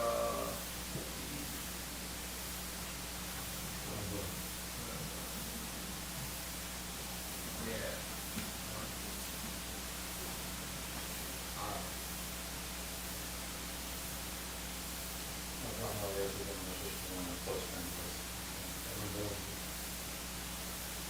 I still have Roman's V. Hirsch. I lost a first cousin last week, and there's been a lot of, it's hard to, a lot of people have passed. But I almost think I got my grandson came in and some good things. So we should only have some good things. A good year. For myself, Ruvain, Ben Alexander, and Maritza. So this is the yard site of our mother-in-law, Jude Crawford Krause. Just want to say, not to repeat or go any further about Eileen Hirsch, but what a shock, first of all. And number two, what a welcoming person. If anybody needed to bring us into this space and make us feel that this is home, she embodied it. So I just wanted to simply say, we'll miss her dearly. The impact, seeing her, all the things she would say up here, this was the total price, total package. And I don't know, I was even thinking maybe later, people might have more thoughts. They might want to do maybe a full service. Okay.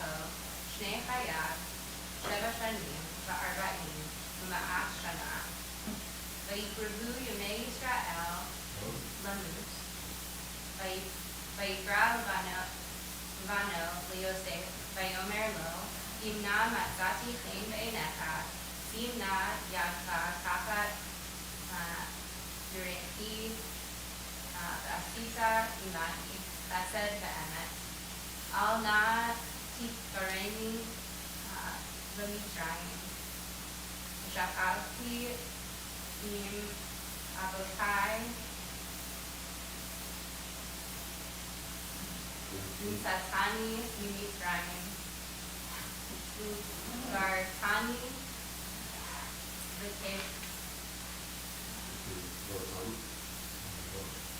the top of Tom,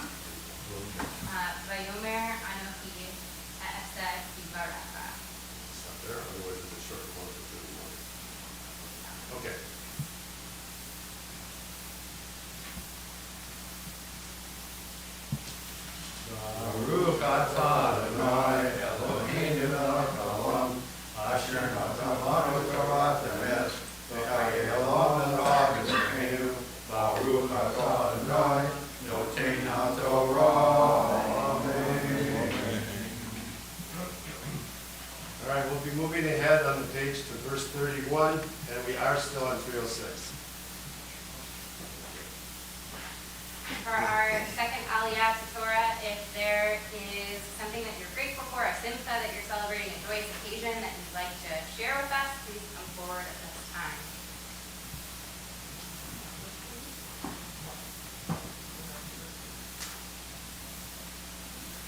State your lineage loud and proud.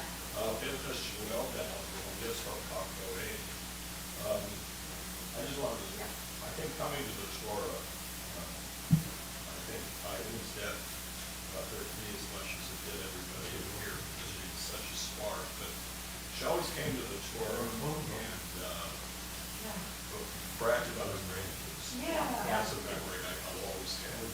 So in her name, I'm going to brag about one of my grands. So my granddaughter Ryan is severely hurt last summer, was just named one of the top dozen athletes in the state of Wisconsin, especially for her gymnastics and her pole vaulting. So I bring that one. You have to show up on Tuesday, the first day back from work, I get 3 months. Which then I get yelled over from home. I just want to be so grateful that we're back. I hope that everyone is grateful, and I think that, yeah. Is that all? 96. Boy, you're Your anniversary. Kendall laser been out in there. On Monday is my granddaughter's 28th birthday.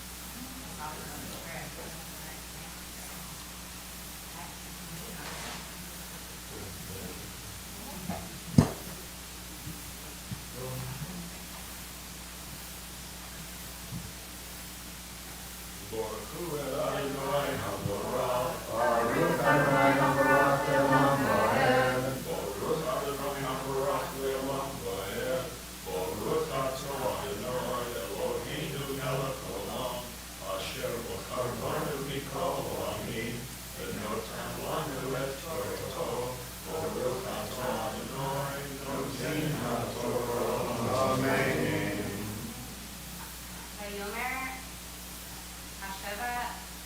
Hashavua li vayishva lo vayishdachu Yisrael al rosh hamikra vayehi acharei hadvarim ha'ela Vayomer leYosef hine avicha oleh vayikach et shnei bano imo et Menashe et Ephraim v'yaked Yaakov, Vayomer Hine, Yincha Yosef, Va Elecha, Vayitchazek Israel, Vayeshev Al Hanisa.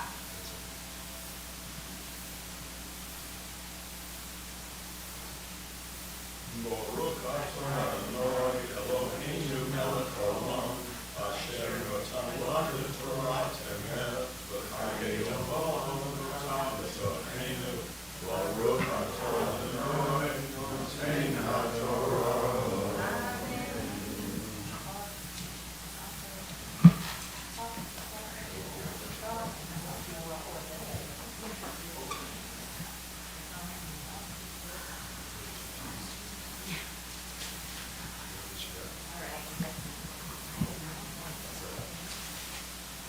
At this time in our service, while we have the Torah out in our midst, we turn our thoughts to those in our community who are in need of a prayer for healing, of refuah shlema, a refuah tanefesh, a refuah taguf, a healing of body, a healing of soul, a refuah shlema, a complete healing. And at this time, our community is thinking of Shandel Bat Frida Malka, Julie Borikoff, Margot Raz, Carol Dubin, Sharon Rotman, Steve Teplinski, Esther Cohen, Lisa Furstad, Hachazan Sarah Rachel Bat Yocheved Alexander, Avram Ben Naftali, Sophia Rubenstein, Ilana Himmelfarb, Marla Chakowski, Michael Sychek, David Rotter, Natalie Cohen, Keith Mandel, Ela Batnatan Vishoshana, Mark Cook, Dr. Susie Mendelson, Michaela Helen Berg, Michal Stroud, Susan Garrison, Ron Slavin, Peter Rotter, Roger Cook, Neil Pinsky, Layla Rosen, David Kleinman, Al Rosman, Wendy Schuster, Ann Becker, Kathy Baker, Hope Marins, Janet Van Zyl, Ann Katz, Mosi Ramirez, Diane Redman, Mark Ackerman, Ruth Resnick, Ronald Barmazel, Jeff Zemmel, Carolyn Newman, Devora Leah, Yocheved Sarah Leah, Kelly Adiniak, Richard Kranzberg, Ricky Spiegel, Benjamin Mark, Carol Rort, Wendy Pollock, Terry Haman, and Aviva Bat Arya Ve'ahuva. We turn to page 253. If there are loved ones that you are thinking of who are in need of a prayer for healing, I invite you to share them at this time.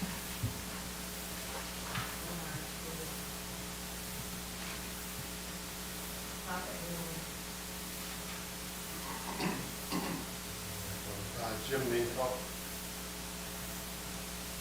On page 253, Misha Berach, Avotenu, Ve'imotenu, Abraham, Yitzchak, Yaakov, Sarah, Rivka, Rachel, Leah, Hu Yevarech et Acholim, HaKadosh Baruch Hu Yimaleh Rachamim Alehem, L'Hakalimam U'Lerapotam, U'Hachazitam, Vayishlach Lahem Mehera Rufuah, Rufuah Shlema Min Hashemayim, Rufuat HaNefesh, Rufuat HaGuf, Hashta Ba'agalav, Bizman, Kariv, V'Nomar, Amen.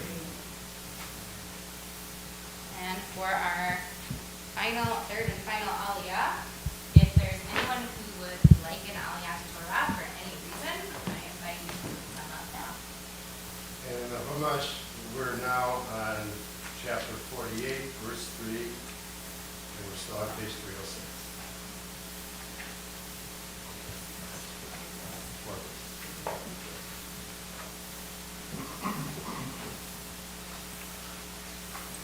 Your lineage loud and proud. Way about things up over you to build on. I'm just grateful for this community and doing this to you guys. And thank you all for your good work. Excuse me, Miriam Blackwood says if I know her name.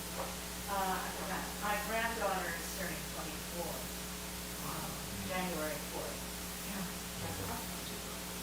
Mordechai Aron and Yitzchak Aryeh.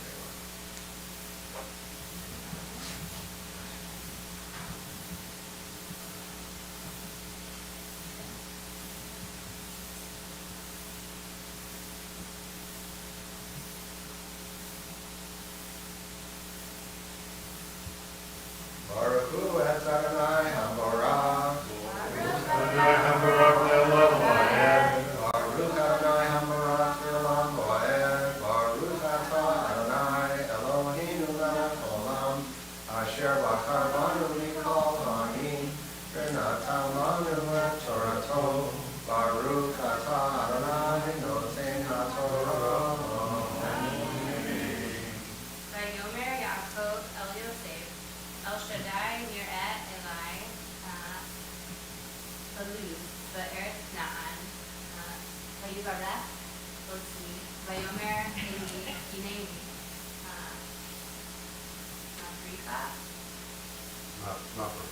Mafrecha, Baharvi Ticha,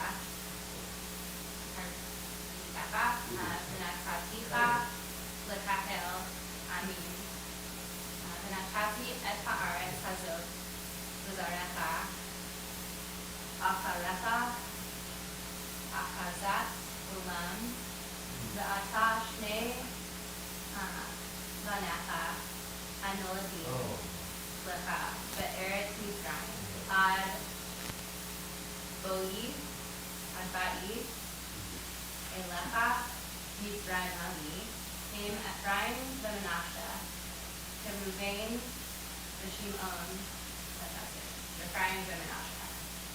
And then there's also Yuli.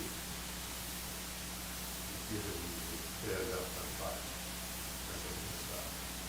Okay. Baruch atah Adonai Eloheinu melech olam, Torat Emet, Dechaye Olam Nata B'Tolkeinu, Baruch Atah Adonai, Noten HaTorah. Yes. Since we are at the end of the book of Genesis, we will say a blessing. We'll say Chazak, Chazak, B'nai Chazak together. Chazak, Chazak, B'nai Chazak. We will come back in 2024 with Shemot, Exodus.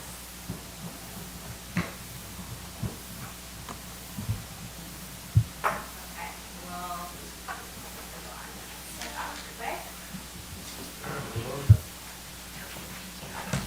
And we rise as the Torah, Sefer Torah, is lifted on page 52.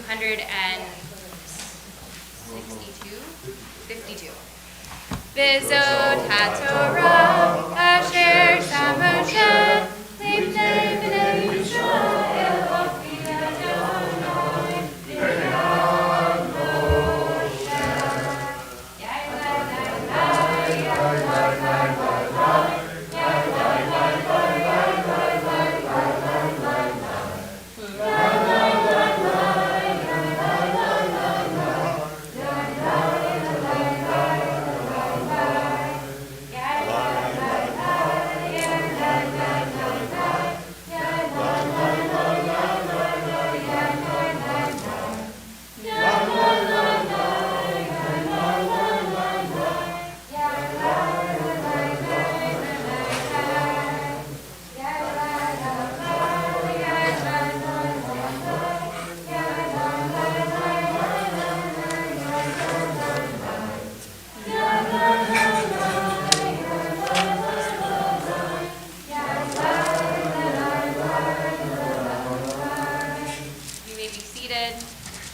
It is a joy and an honor to welcome up Rick Taylor to lead us and Howard to lead us in the blessings for Haftarah, which can be found on page 254. And Rick will lead us in the Haftarah for this week's parsha. On page 320.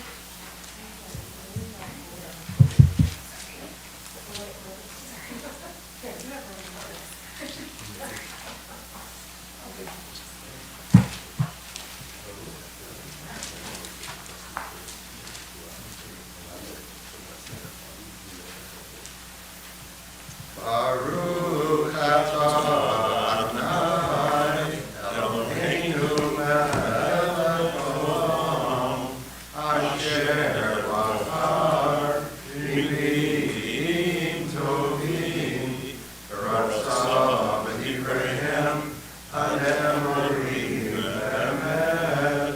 Baruch atah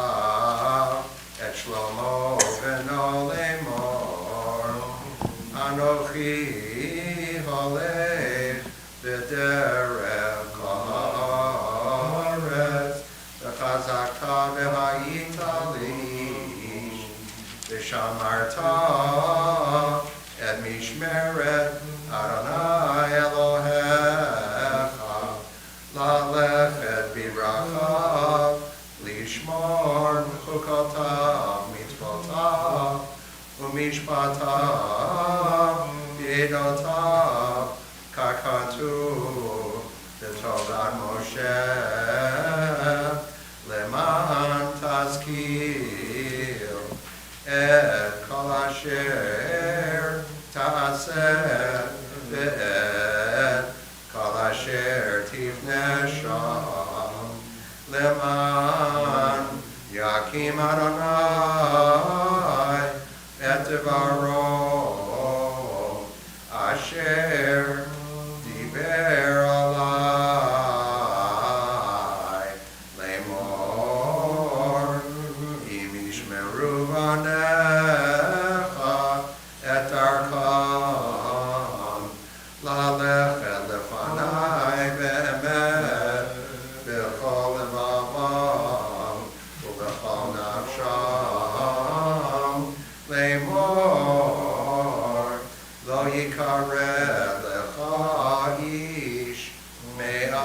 isei Israel, v'gam ata yadata et asher asa li Yoav ben Zeruiah, asher asa li shnei sarei tzivot Yisrael, le'avner ben ner, v'la'amasa ben yeter, v'yahargem, v'yasem demei milchama, v'shalom, v'yitein demei milchama, v'chagorato asher b'madav, uvna'alo asher b'rakav, v'yasita kechachmatecha, v'lo torei sevato, v'shalom sheol, v'libnei Barzilai hagiladi, ta'aseh chesed, v'hayu v'yochlei shulchanecha, kichein karbenvo elai, v'barchi mibnei Avshalom achicha, v'hinei imecha Shim'i ben Gera ben Hayimini mibachurim v'hu kilalani retzev v'yom lechti machanayim v'hu yara likrati hayarden v'al sheva lo Adonai lemor imamitcha becharev v'ata al tenakehu ki ish chacham ata v'yadata et asher ta'aselo v'horadata et sevato v'dam sheol v'yishkav David im avotai v'yikaved v'ir David v'hayamim asher malach David al Yisrael arba'im shana v'chevron malach shel hashanim v'Yerushalayim malach shloshim v'shalosh shanim u'shlomo yashav al kisei David aviv v'tikon malchuto me'od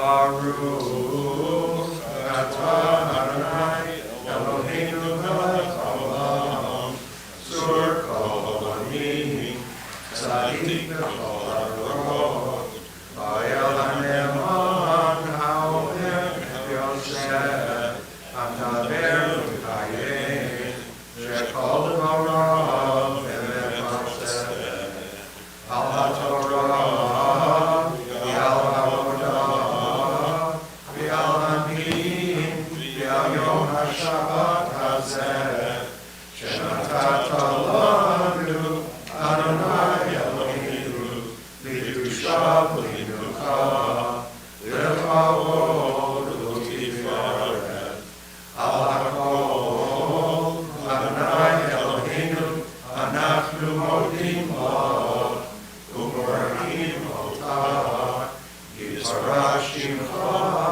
b'chti kol chai tamid le'olam to'ed Baruch atah Adonai mekadesh ha'shabbat.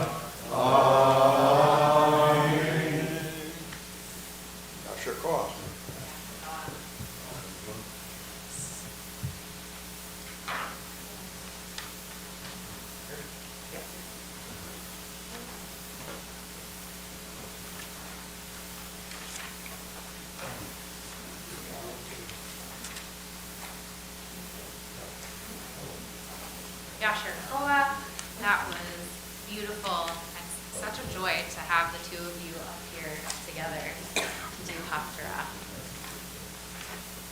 We will continue our service with the prayers for our community on page 258.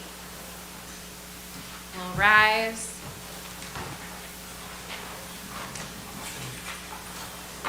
And if there's a volunteer who'd like to read the prayer for our country at the bottom of page 258. Nice and loud. Our guardian of life and liberty, may our nation always merit your protection. Teach us to give thanks for what we have by sharing it with those who are in need. Keep our eyes open to the wonders of creation and alert to the care of the earth. May we never be lazy in the work of peace. May we honor those who have died in defense of our ideals. Grant our leaders wisdom and forbearance. May they govern with justice and compassion. Help us all to appreciate one another and respect the many ways that we may serve you. May our homes be safe from affliction and strife, and our country be sound in body and spirit. Amen. And the prayer for the state of Israel on page 259. Everybody join in.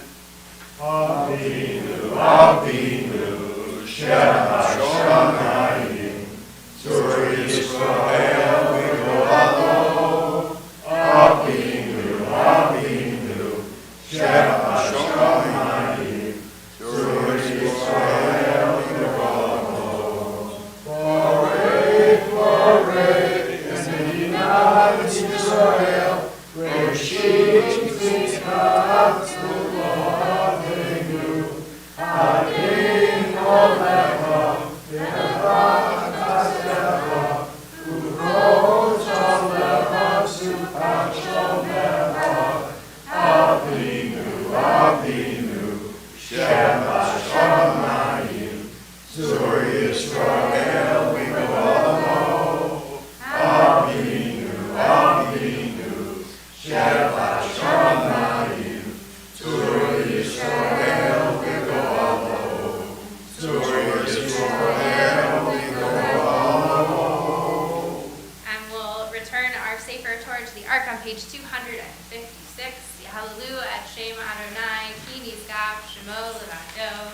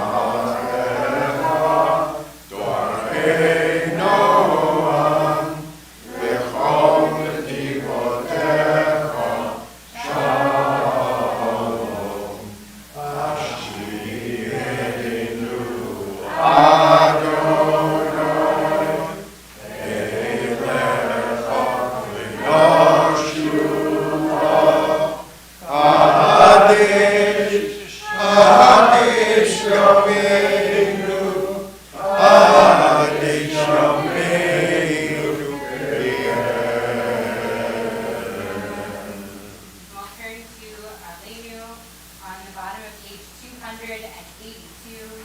Amen.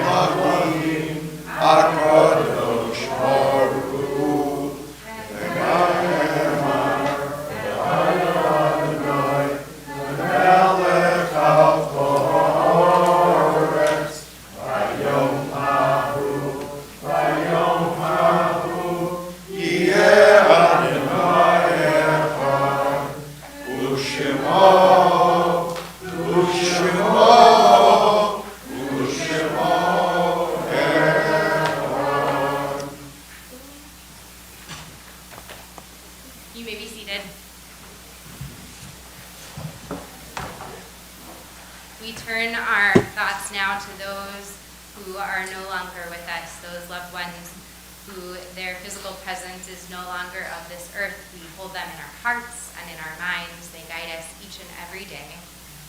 And at this time, we commemorate the lives during the period of Shiva of these dear community members: Umi Druff, Eileen Hirsch, Jamie Kryman, Howard Pollock, and Mark Sumner. And those during the period of Shloshim of Joyce Altman, Avraham Avichai, Phil Dembski, Rabbi David Ellenson, Shirley Goldman Herzog, Ann Katz, Elaine Keller, Lawrence Lauwasser, Daniel Allen Narad, Cantor Judith Ovadia,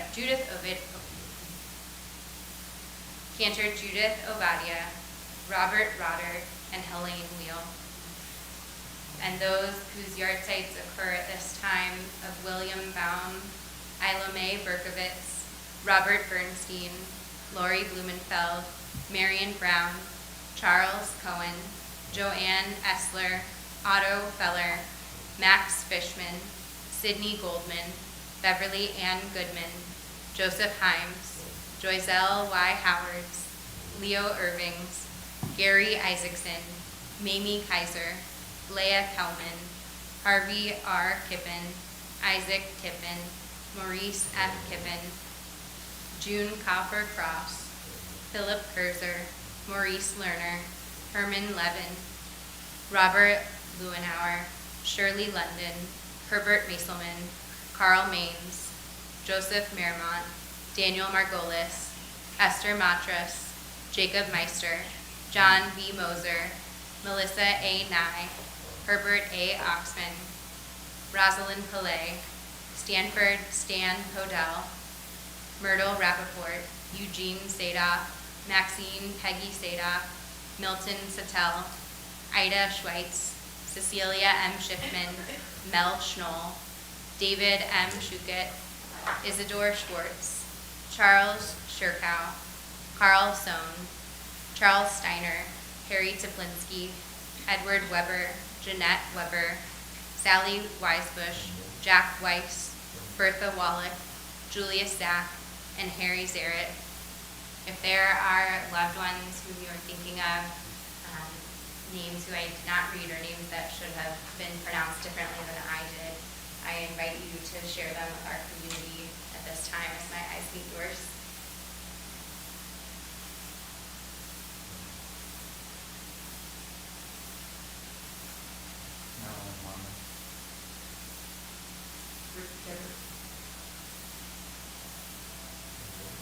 In addition to those we hold dear in our hearts, we also think of those who perished during the Holocaust, as well as those who have died due to acts of war and terror around our globe, especially in Israel and Gaza right now, and those who have died due to racism and xenophobia, as well as those who no longer have anyone to say Kaddish for them. We turn to these sacred words of Kaddish Tome, the Mourner's Kaddish, on page 294.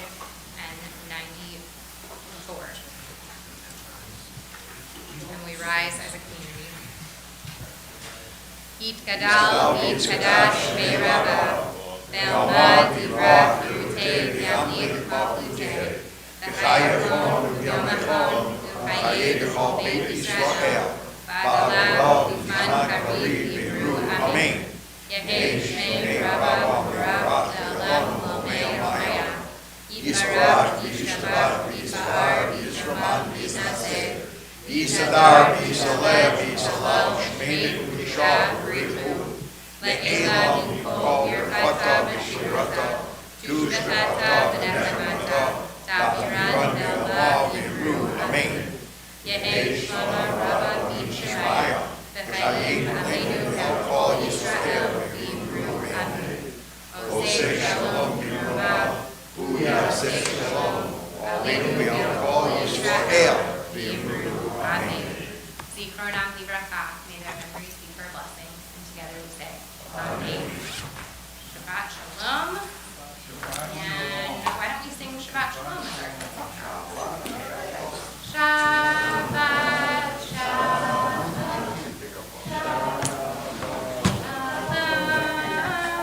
Shabbat Shalom. Shabbat Shalom.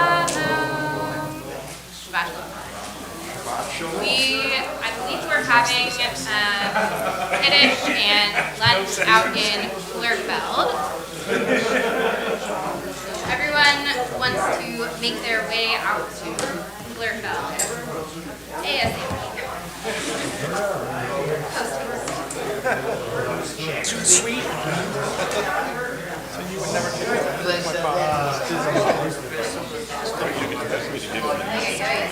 have your own room on our ship. So how is your granddaughter? Is she doing better? Yes.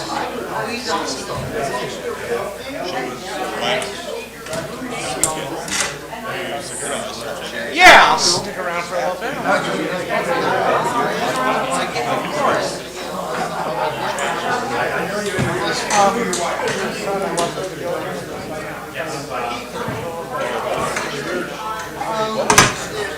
So what happened was,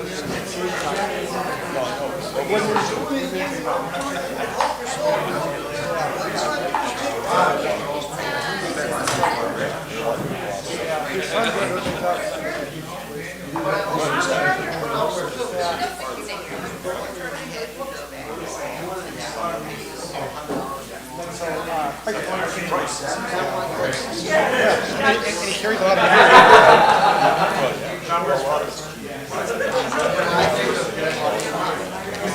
right. Yeah, that weather was very tough. But you had a good cruise? Yeah, sorry. Thank you.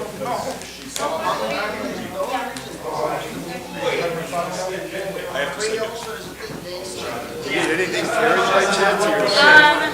I think Here, let me I'll take your crutches. I just thought the rabbi's needs came ahead of our needs away, but I just thought if there's more here that you can wish to handle or save you a trip. that would be great. Or you can just bring it into just right going up on the counter? In the office? Yeah. Yeah, that would be great. Oh, you got for the whole bag? Is that easier? Yeah. Or I could put it right in front of the counter or something, inside the door. Or somewhere where Maybe on the chair. would be better, because you want to go with the flow. Yeah, and so I can get in the door.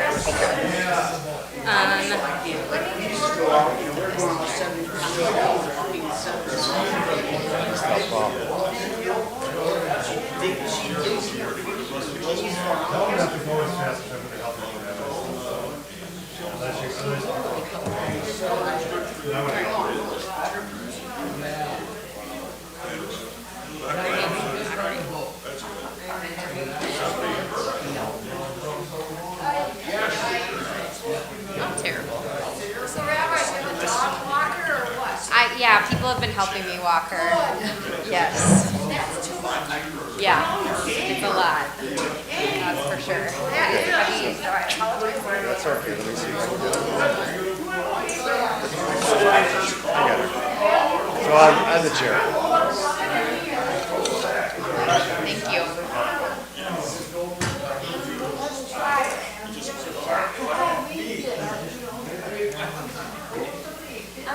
Something wrong here.